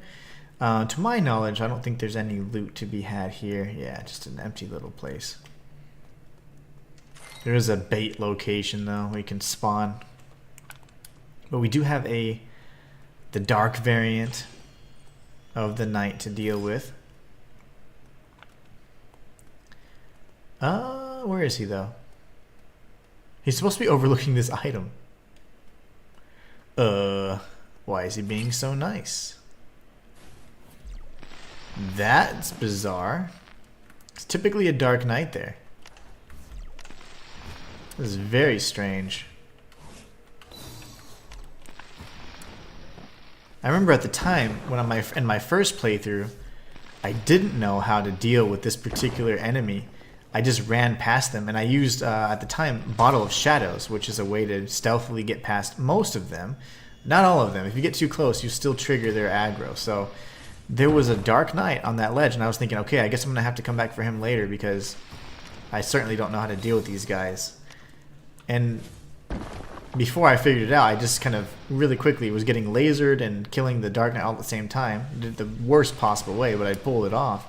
And I was like, oh, okay. But there's no Dark Knight. That's really interesting. Martin says, I hate the fact I have to be up 4 in the morning for work. That's so early, man. That's super early. I can't even get up that early anymore and stay up. I'd be worthless. Absolutely worthless. There's bait location. There's like a bait spawn location over here too, so you can get bait occasionally from that spot.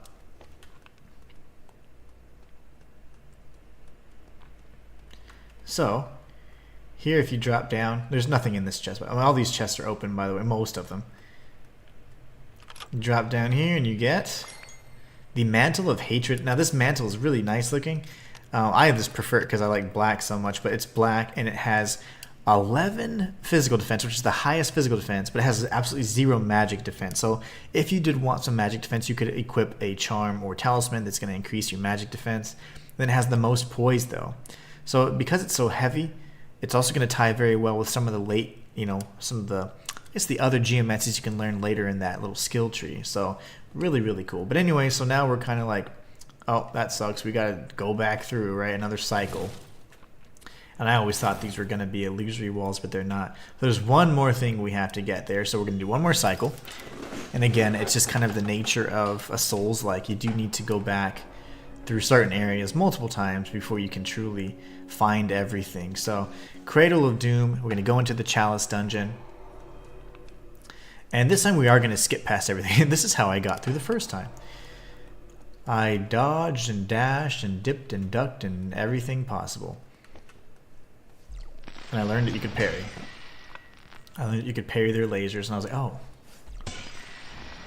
I'm unstoppable. Alright, and here we get the last recipe. I didn't quite parry that one, did I? Alright, and then you just go off to the right, and then you're right back kind of where you left off. The place across was the chest where we just obtained the Mantle of Hatred, by the way. So now we're here. We're back out in the open. And then technically, I mean, there's a number of different pathways you can take. Honestly, I don't like not having full health. That kind of sucks. But we're probably going to die anyway, so that's okay. We're going to go right first. And there's a meteor head, some other things on this side. And then it kind of ends, like the pathway ends. There are some unique enemies in this area that are more than anything like just trolly. But then we're going to go left and kind of try and finish out the rest of that side. So if you get too close to these little huts or villages or whatever, there's going to be tons of enemies that spawn.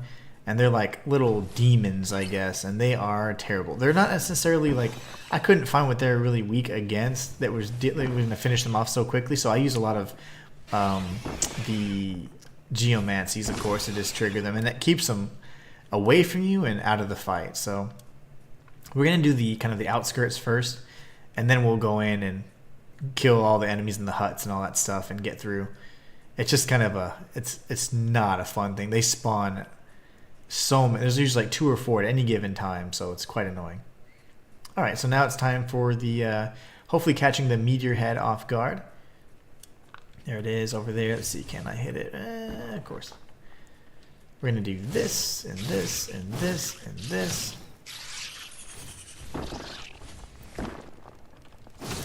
Very nice. A fire crystal for our troubles. This guy is not flying it, which is great. They always try and get away from you, so that's perfect. But I use a lot of the same spells, and a lot of you guys, I would encourage you to change it up as much as possible. That way you can really just see how diverse all the different builds and spells are. It's so much fun. Where does the compass point to on the side of the screen? You know, I guess it's like north. You know, I mean, it's actually like in north and then, you know, east, southwest kind of thing. But you don't necessarily need that too often because, I mean, I don't know. I've never used the cardinal directions. No one ever refers to them, you know, so it's just more so for your own reference. Like, oh, I turned, you know, I was going this direction here, and you know, it's for your own way to kind of keep your way, so to speak. But I never have really used it. I'm assuming, anyways. That's what it seems like to me. I actually don't. It could be, watch it be like, oh, it points towards the point of interest, but I don't think it does. It might. I don't know. It might. Yeah, I know. The moving arrow. I don't know. I don't know. That's what I'm saying. I think that's north. Maybe not. Because it's like different every time. Yeah, I don't know. I don't know. I've never used it. Wouldn't make sense for it to be north. I don't know. No telling. If Freeman is in, I bet he could explain, but I have no clue. It could be like kind of like a relative, the general point of interest, point of interest kind of thing, but I don't know. Okay, so here we've got a few different things we can do. If you go, you got to be careful to aggro this guy. You can kill him from behind, and it's actually a little easier that way, but we should probably take him out now. Yeah, he already spots us, so. One more fisher should take him out, and then we block. There you go. Alright, so you can come across these bridges and take him out from behind. Oftentimes when I died in this particular area, I would come back and do it that way. But yeah, the moving, I couldn't tell you. I don't know. It could be point of interest. It's got to be something important. I've just never utilized it. This actually is an empty area. There's not going to be anything to be had here. But I want to kind of get in closer so you can see the enemy. There's like this giant skull thing, and it's spewing out all these like balls of fire. And of course it's uphill, and you have to traverse up that hill if you want to get to the top. There's not really anything of note up there though, but I am going to show you, and we will need to actually equip a different spell as well. But instead of going up there and rushing that hill, we're going to take out the slime and then the beholder.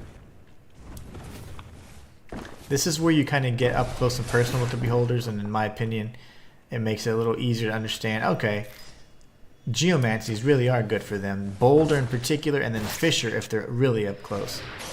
So this is close enough for Fisher, and this will prevent them from even doing their melee strikes, just like so. So Fisher will kill them in no time at all.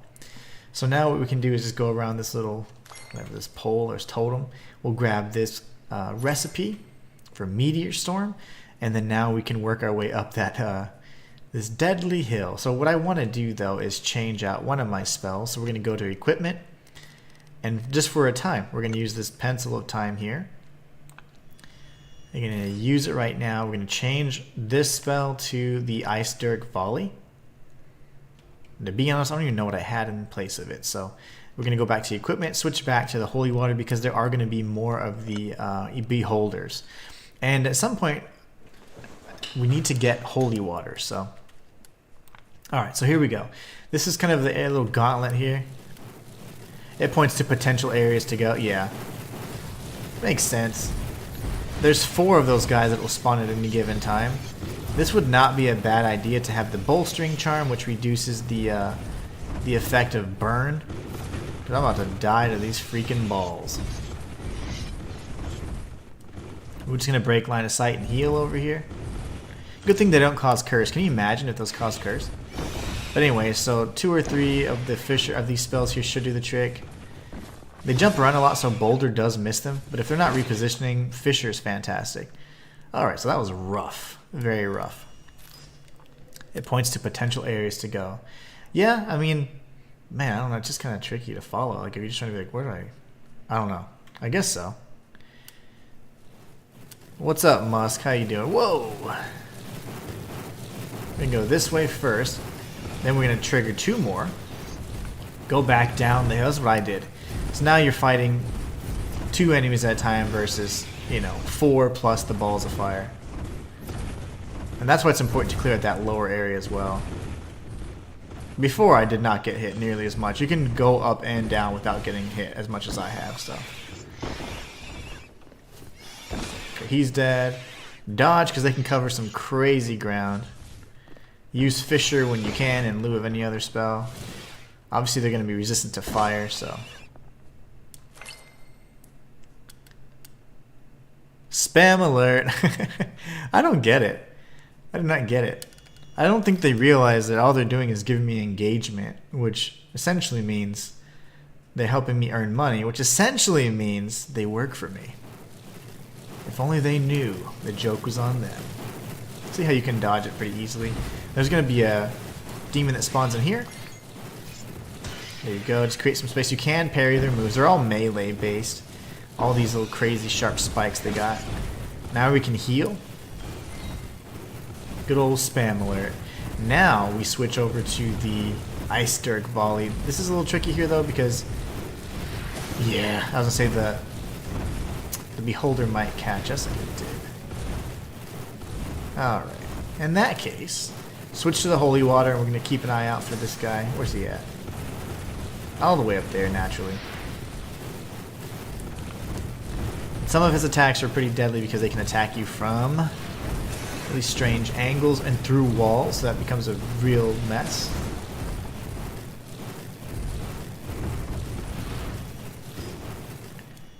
Very good. He's in a better position now, like, for sure.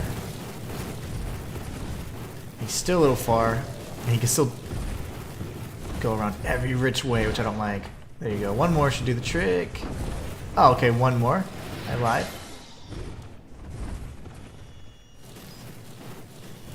Gosh. These guys can be such trolls, I tell you. I'm gonna assume he's gone. Terrible thing to do. But Ice Dirk Volley does quite a bit of work against these guys. Very costly spell though to spam.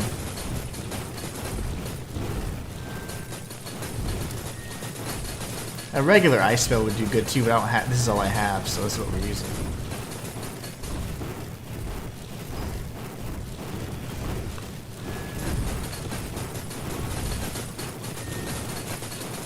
And if you go right over here, the balls have to go down the hill, so they're not going to hit you. So that was the plan initially, but I couldn't get around it. So that should take this guy out. One more hit, one more cast, anyways. There you go. And the funny thing is, you don't really get much for defeating those guys. Okay. So the Beholder's way the hell over there. See if I can hit him.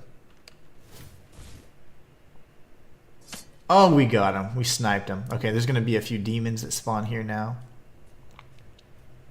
Any second. Boom.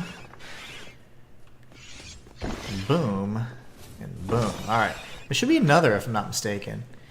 And that's why you don't want to rush up this area. You'll be completely overrun by anywhere from 6 to 7 of these demons and you're going to be in trouble. They're not particularly difficult, but if they're in packs, they become a real nuisance.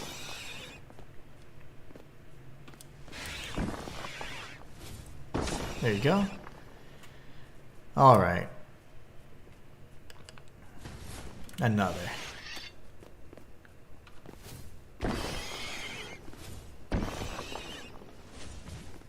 Got him. Alright, great. We're going to go ahead and top off our match. Remember, we don't have a lot of heals. So this might be an instance where we die, but there is another little guy up here. It's pretty hard to hit, actually. A meteor head. I had to free aim. to get him last time. But if he gets stuck up against a wall, you're in good shape. Oh, that was so close. We almost had him.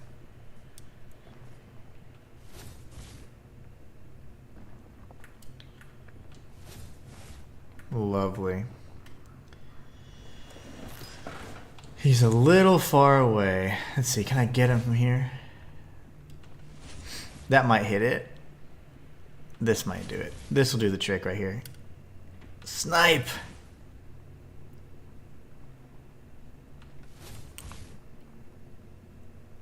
There you go. Drithen 10. One of the few Drithen 10 you can get in the game, so. Netherpuda. I don't. Are you real? Prove that you're real by saying something intelligent. Alright, so that was kind of the right hand side of this area. Now there's still more to explore, and we're actually going to be checking it out in just a moment. Remember, there's a fire elemental down by the lava pool, so.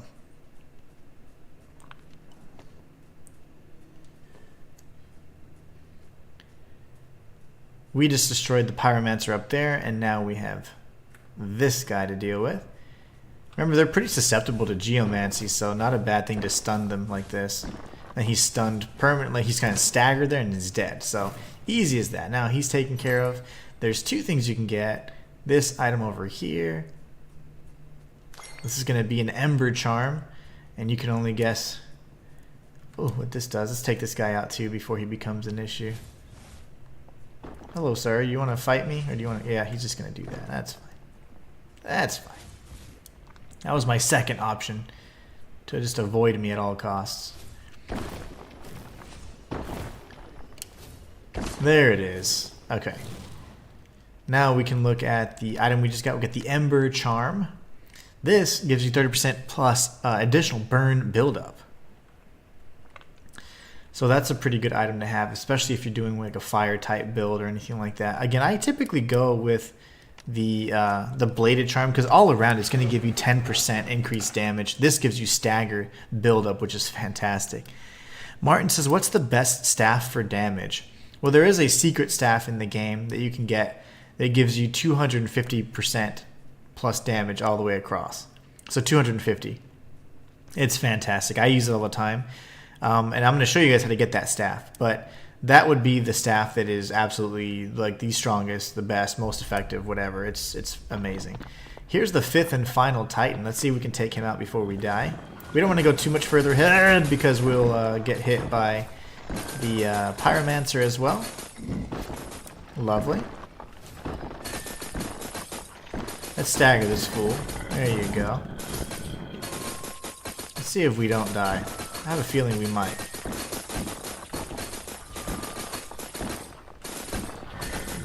Yeah, we're dead. Yeah, it's insane. It's a secret staff. It is totally the in-game staff and the staff that can carry you through New Game Plus as well. It's fantastic. It's fantastic. Okay, so what we're going to do is continue exploring the rest of this area. We need to go back and take out the Golem. Or the Titan is the more specific name. Is that late game? Yeah, you won't get it until the very end. It's pretty much a New Game Plus staff, if that makes sense. It's going to be like designated for a New Game Plus playthrough. We're going to go in. Oh, just so you know, since the compass ability allows us to do this, we can grab it from afar. So if we're way up there and this is a really dangerous spot, we know we could always return back and do it and grab it that way. So, okay, we have a Titan here.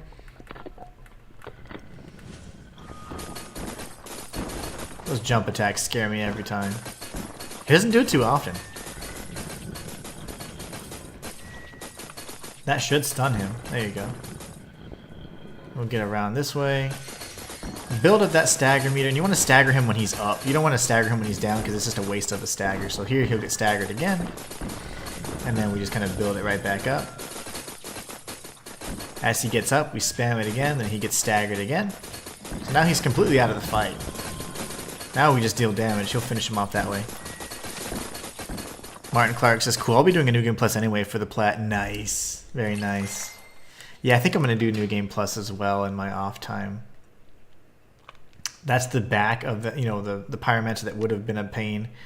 Right by the tower of that ball-spitting demon. That thing's so annoying. I suck at aiming. Okay, there you go. We got that. So essentially, we're going to circle around this way and come from the back, and that would be the bridge area, so we can clear all this out. But what we want to do is go ahead and clear it out anyways. This area, again, is quite expansive, and they've got tons of little enemies everywhere. Let's see how effective this is. They just move so fast. Yeah, it's not going to be very effective at all. What we might want to do is change up some of our spells for this particular area. Freeman says, oh, hey, you're still going. Absolutely. Absolutely. We got the 5th Titan right now. We explored the right half of the Cradle of Doom. I took out the first ball dude, the mountain. I hate those guys. The guys that spit out all the fireballs. And we got the Drithen 10 from the meteor head down there. I just showed them where to get the last Titan. And then we're taking out all these little guys. And I was saying that I might end up changing my spells. That's maybe an ice bolt or something like that would be easy for them to take. But the Ice Dirk Volley just isn't really effective against them because they move too much.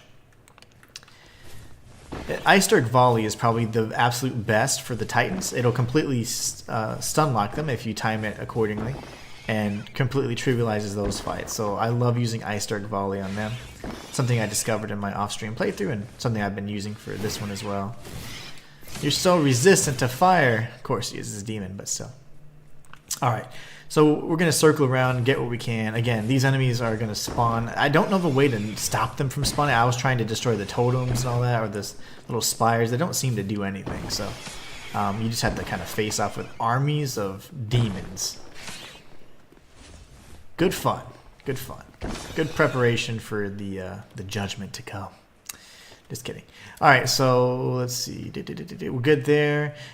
When I first did it, I came from the entrance and I just circled around every single one of these. And more often than not, you're going to get kind of the smaller loot items like spellcrafting materials, things like that. Nothing that's going to be, oh my gosh, I missed this, I suck at the game. Nothing like that. There are items like that in the game, but most of which I already have pointed out. All of which I'm going to point out.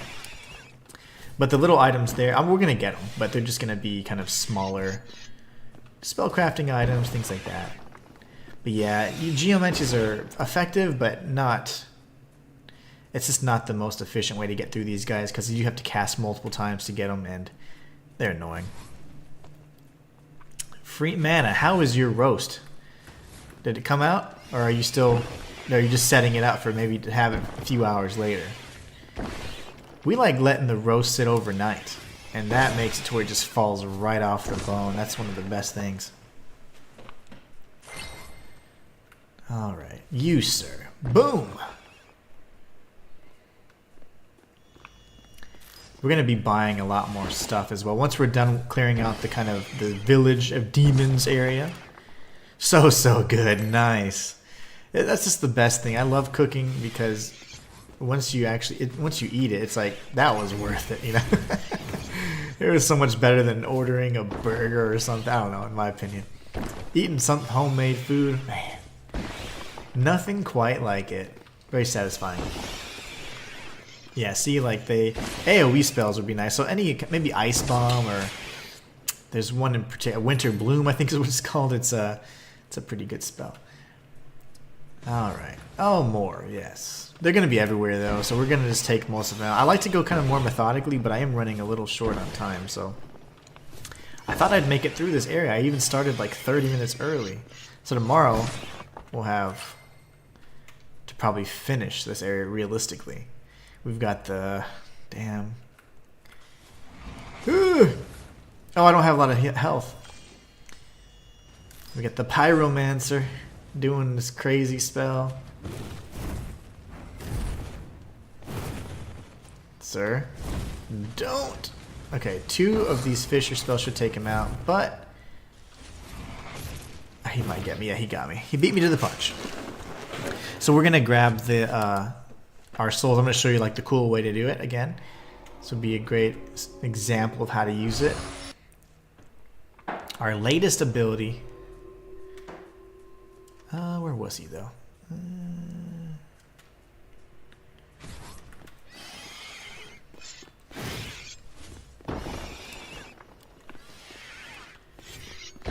Can you back up, you crazy little bastard? Alright. We should have been tucked in over here. There it is. I see it now. We're going to change out our spells, though. Maybe something just ice. Ice-related stuff.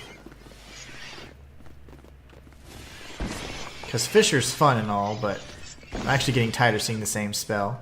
Because I use this on my off-stream file as well, so I've seen it a billion times.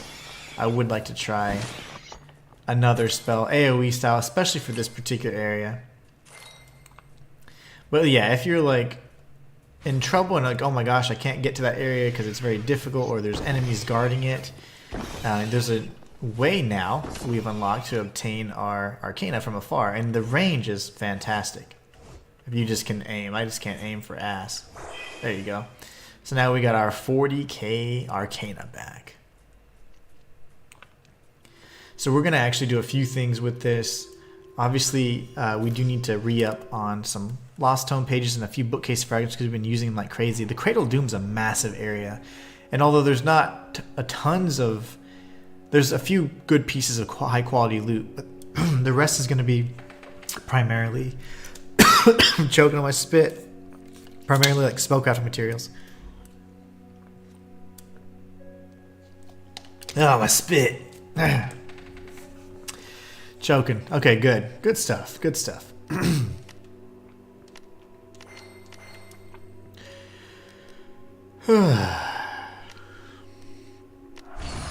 Alright, 2 more levels before we reach level 69. We're going to go to the guild hall. And then we're going to purchase a few things. I'm going to check and see how many of these items I have here. Bookcase fragment. Yeah, we're going to get that going. How many of these bad boys? Oh, we've got plenty. There's no need to go crazy on that. These, on the other hand, always a good idea to go crazy on. You will never have too many bookcase fragments. We finally have 8. Oh my gosh, I almost clicked the wrong one. Crystal Spear. Good gravy. So now we're doing even more fire and lightning damage. The problem is our ice, so we're gonna need a staff that focuses on. So we could get this up to 6, and that wouldn't be terrible. I don't want a pure ice staff, though. That's my thing. Let's see what the Staff of Dusk upgrades again really quickly.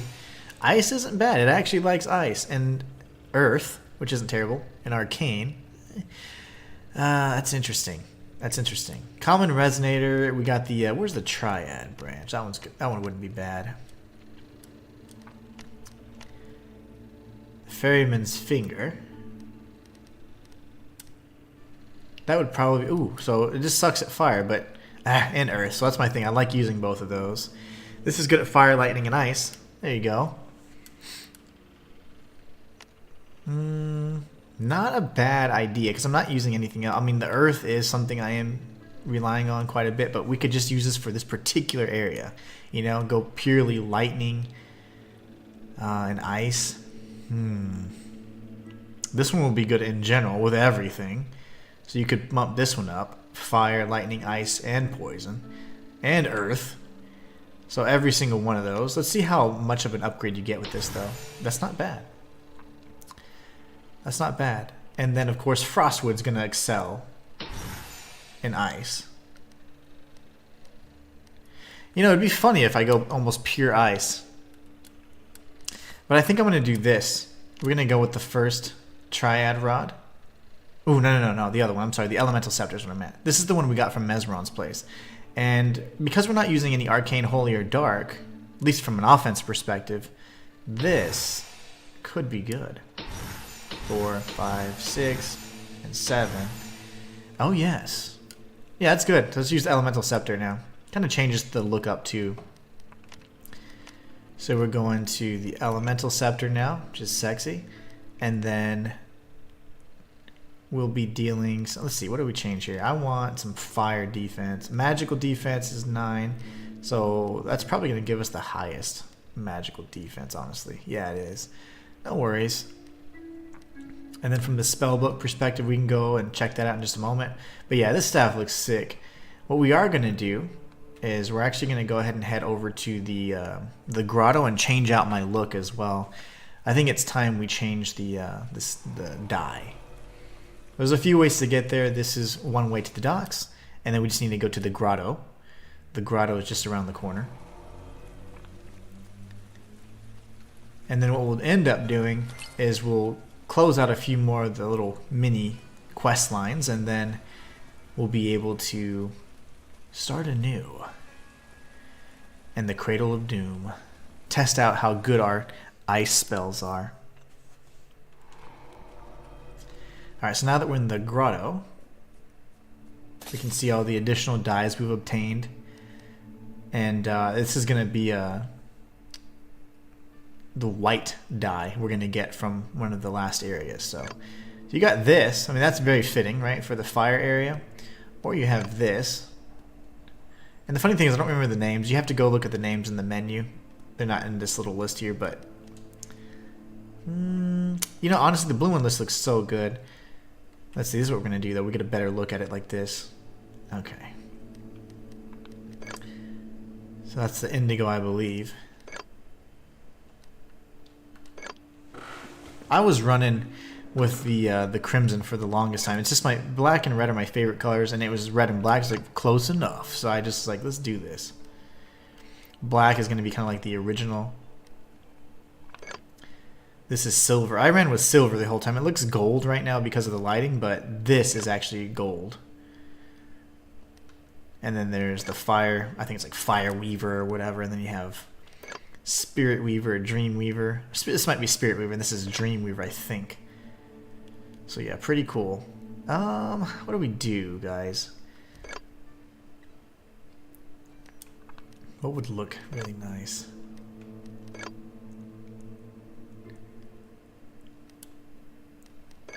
If we do this, we're going to literally match the environment and where we're at. This would stand out quite a bit.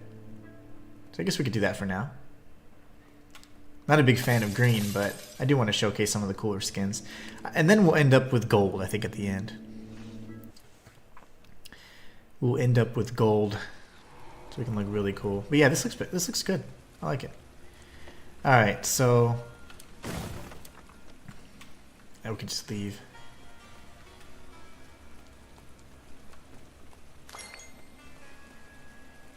Prismatic bait. That's the good stuff too.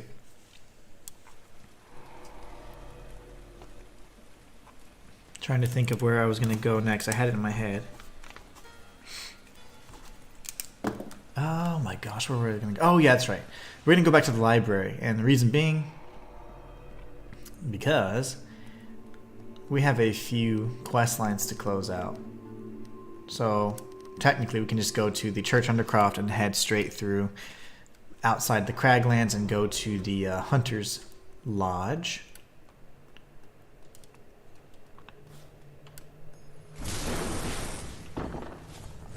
Very good. I do like the way this staff looks. All the staff, I mean, there's so many excellent looking staffs. Like this is the Elemental Scepter, I believe. There's another one we're going to get that looks very similar, but it's very actually similar to the one that was in Krevlon's like little boss arena, and the statue was using. I thought that was really a nice touch. Let's see, good stuff. We got a good damage we're dealing. Not quite dealing, 140 damage in fire or whatever anymore, or 100, but we're still able to one-shot most of these little guys. Oh my gosh. I panicked. I was like, what do I block?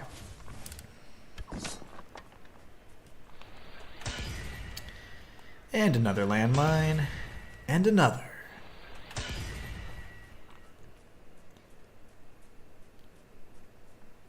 Alright, so we're going to work our way up here. Go to the lodge and then close all that out. Just so you know, off to this area, I'm going to point towards it. And that sanctified area right there, that's going to be where you, once you've obtained all the gems, you can get your prize. I don't really want to spoil it yet, but it is an excellent prize, and I use it all the time in my file. Quite good, I say. Come. Alright, so we can collect the reward for defeating all the 5 titans, and that gets us the red gem, Halcyon 6. We have the Unholy Monstrosity, which is going to be in the Wasteland area, which we can go ahead and complete. And then this one's going to be pretty much RNG based for the most part. It's just an extremely rare beast that would appear, and you would know it's a beast of like fantasy, you know, and myth and fantasy. You would definitely recognize it when you see it. I've yet to come across it. Free Mana, at the time that I asked about it, said that only 2 people had actually bore witness to that ultra rare game. So to my knowledge, it's just a kind of a matter of RNG, and it's just incredibly rare to see. So you just have to go to the open world areas in hopes that you find the game, and then of course slay it. I don't know the reward for that either. That's the only thing that I've done. But I've gone repeatedly in and out of loading zones to try and trigger it, but to no avail. I haven't seen it myself yet. Very nice.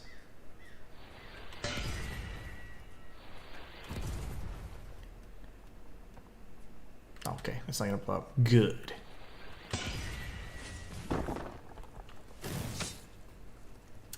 One more bomb. All right. Yeah, the green's actually it's definitely I'm getting more fond of it as I see it. It's kind of cool looking. It'd be really cool if you're like a poison mage and you're rocking this, you know. And blue would be like good with ice, and then if you had red, obviously fire type. That'd be nice. Free Mana says, I should also be clear, the rare game we mentioned is only one of many kinds of rare game. You know, okay, so I want to show you something here in a little bit. I found this crazy looking creature that I'd only seen one time. Like I just saw it last night. Because every night I log in on my off-stream file and I look for that damn rare game. But apparently there's more than one types of rare game. One of them is a creature, like a that you would recognize. Another is a thing, which I don't want to ruin it yet, but because I haven't seen it, I only saw it because Free Mana kind of explained it to me. But I only know of those two. There's something that I saw that I would like to show you. But let me see here. What do we gotta do next? We got the red gem, which is fantastic. We're now that much closer to obtaining all of the gems. There's only 2 that remain. So we're in excellent shape. We will be finding the remaining gems very shortly. And probably by the end of the next stream we'll have all of them. So really good stuff there. Really good stuff. The purple gem will be obtained from the Midlight Brazers. And there's a white gem you can obtain as well in the next area. Once we defeat Helbaroth, we'll be going into the River of Light. And that's where we can find that area as well. But anyway, so that is those 2 things there. We do need to go to, we can go to the Wasteland Lodge. Remember there was one thing I wanted to show you guys. So we're just doing cleanup at the end of this particular session because Cradle of Doom I'll have to finish in the next session and hopefully get through as much as I can in the River of Light area. I'm going to study my path that I did on my off-stream recording and see exactly what I need to do to get through it, because that area can take forever if you don't know the correct sequence. And you'll know exactly what I'm talking about when we get there. It's very, very tricky. And I'll need to study that path pretty good so I can get used to it and prepare for tomorrow's stream, because that's going to be quite a challenge, honestly. But anyways, we're going to run through here and we're going to take on this really strong beast. I did not change any of my spells because, yeah. We don't need to change them yet, though. But the enemy that we're going to be facing off with is massive. And it's, when I fought it, it was weak to what it seemed to be dark. But it's also should be weak to fire. So we'll be fine. We should survive said encounter.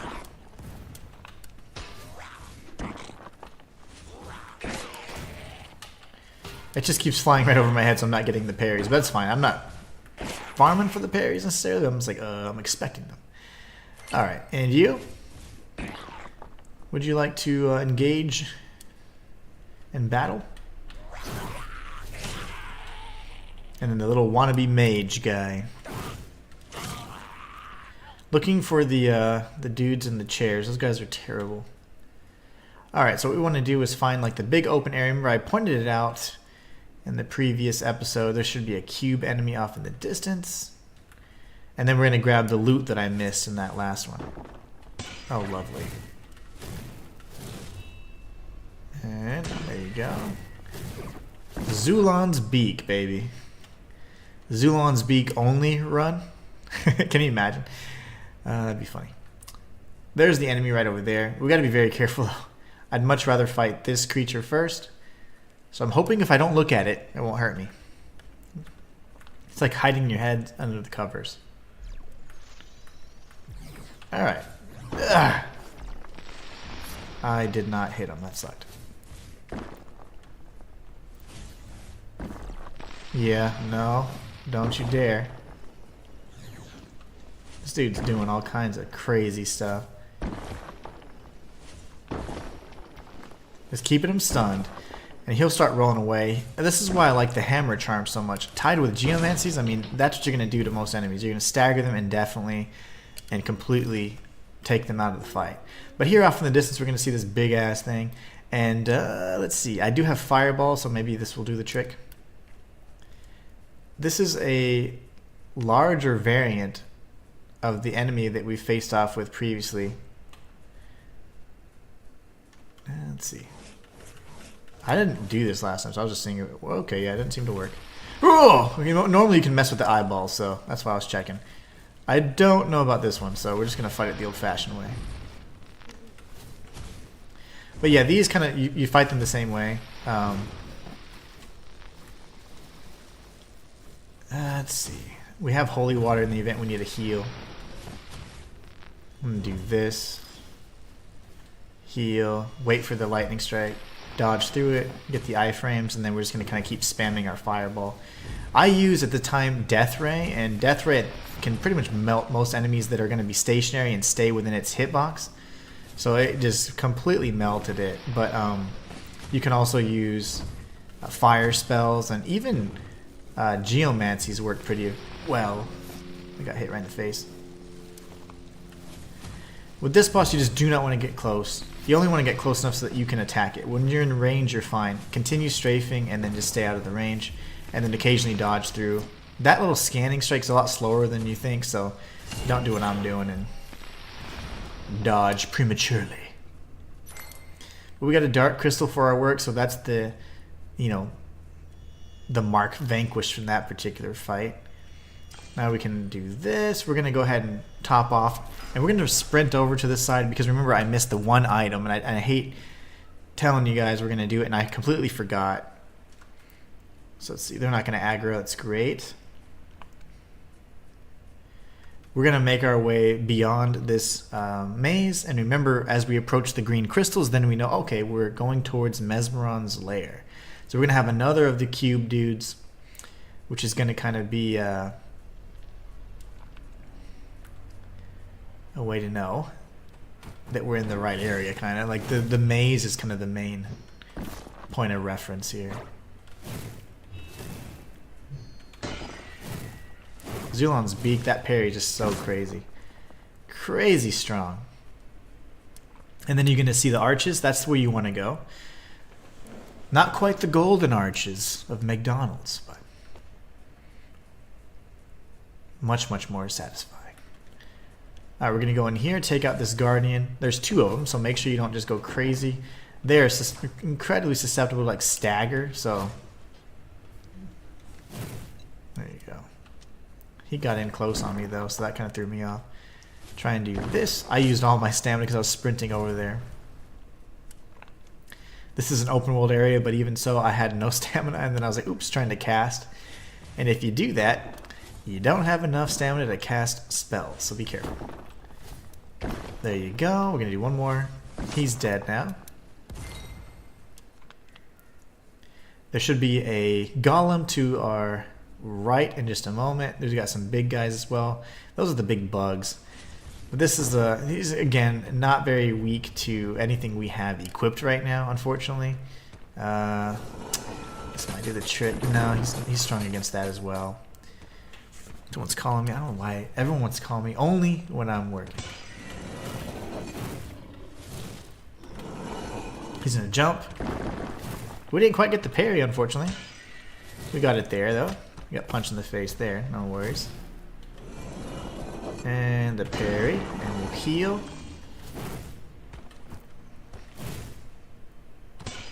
There you go. Keep going for the parries when we can. And we finished him off. There you go. Very nice. It's not you get a lot more confident, of course, in this area as you have more heals. But we were kind of at the end of our journey, and we had absolutely no heals. And there's the item up ahead that we didn't get last time. Let's take out this guy as well. Do the same thing with our parries. He's going to jump and go ahead and try and get the parry again. Watch for the punches. Each of the punches have a different kind of parry timing. So he's got a left and he's got a right. So this little jab is really fast. He does kind of wind up for the other strike, but it's still pretty easy to miss. The cross. Big jump here. There you go. And he finished himself off.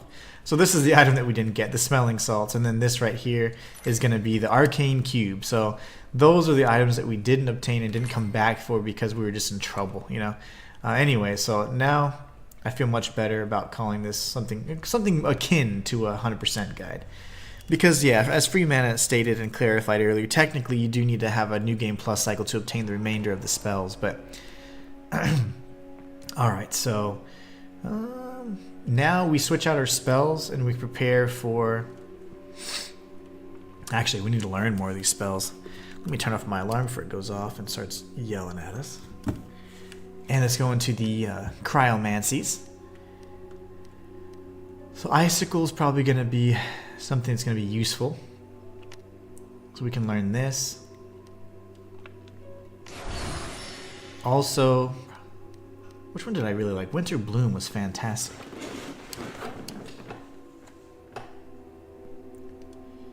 Yeah, I like this. This is a good one. And that's not even the boss spell, just so you know. The boss spell is actually the Rhyme Shroud or the Mana Pool, which is interesting because I absolutely love the Winter Bloom or whatever it was. That's a really good one. Okay, Ice Bomb. That's if they're coming at me. That wouldn't be very bad. Let's see. Ooh, that's not bad. And then Blizzard. That really does actually just rain down. So you know, if they're around you, that's good. But if they're not, oh, I don't have enough ice crystals for either one of these. It won't let me craft, right? So what we do is we do one more thing really quickly before we end the stream. Winter Bloom's my #1 spell. I can tell by the description. Winter Bloom's fantastic. I used it against, I want to say the Malicious Beast at first. Okay, so we're going to go to the, what's the quickest way there? I got to do this quick. We got to go to the Penal Village really quickly. Winter Bloom's awesome, and it looks great too. And then we're now going to go to, we're going to take the shortcut through this area. I didn't reassign any spells, so we should still have some of our utility. And as a matter of fact, I won't change out all the spells. I am just simply going to change out some of the melee type and close range spells, and then anything that's purely fire, that's going to be switched out with ice. So we'll be in pretty good shape. But let's run through this area really quickly. We're waiting for the lift. Once it comes down, we're going to enter or exit the Penal Village area and go to like the, I wouldn't say like the Lost Grounds is what it's called. It's kind of the open area before the Church Undercroft dungeon. And I'm going to show you guys how to use the Crystal Exchange. This is something that you might not ever think you're going to use, but you will use it more than you can expect, especially at the end game when you're trying to craft those last few spells and trying to get those last few materials, because you'll be running out of certain crystals along the way, and some of which you would have obtained many of. Like in my particular playthrough, I obtained so many arcane crystals. I had such a surplus of them. I then changed them out for the more rare crystals that I simply didn't obtain as many of. So here we go. We're going to run through here. Don't tag the memory fonts. Don't ever get in the habit of tagging them just by default. Like, that's the worst thing you can do. Alright, so what we want to do is rush past these enemies. There's some urchins on the other side I'm not going to mess with. And then we're just going to go straight to the Crystal Exchange guy. And again, these are all things that I thought were really well thought of, because can you imagine, like, you know, you nearly have everything you need, but you're like, oh, I gotta maybe farm this one item. But instead, if you have a surplus, I mean, this is like quality life for days. So here I have plenty of arcane crystals, just like in my previous playthrough, it seems. And now I want to change it to the desired type of crystal. So this is the one I'm going to convert. This is the one I'm going to change it to. So I'm going to actually change quite a few of them. So fortunately I have enough arcana to kind of carry me over. So we're probably going to go with as many as we can possibly use.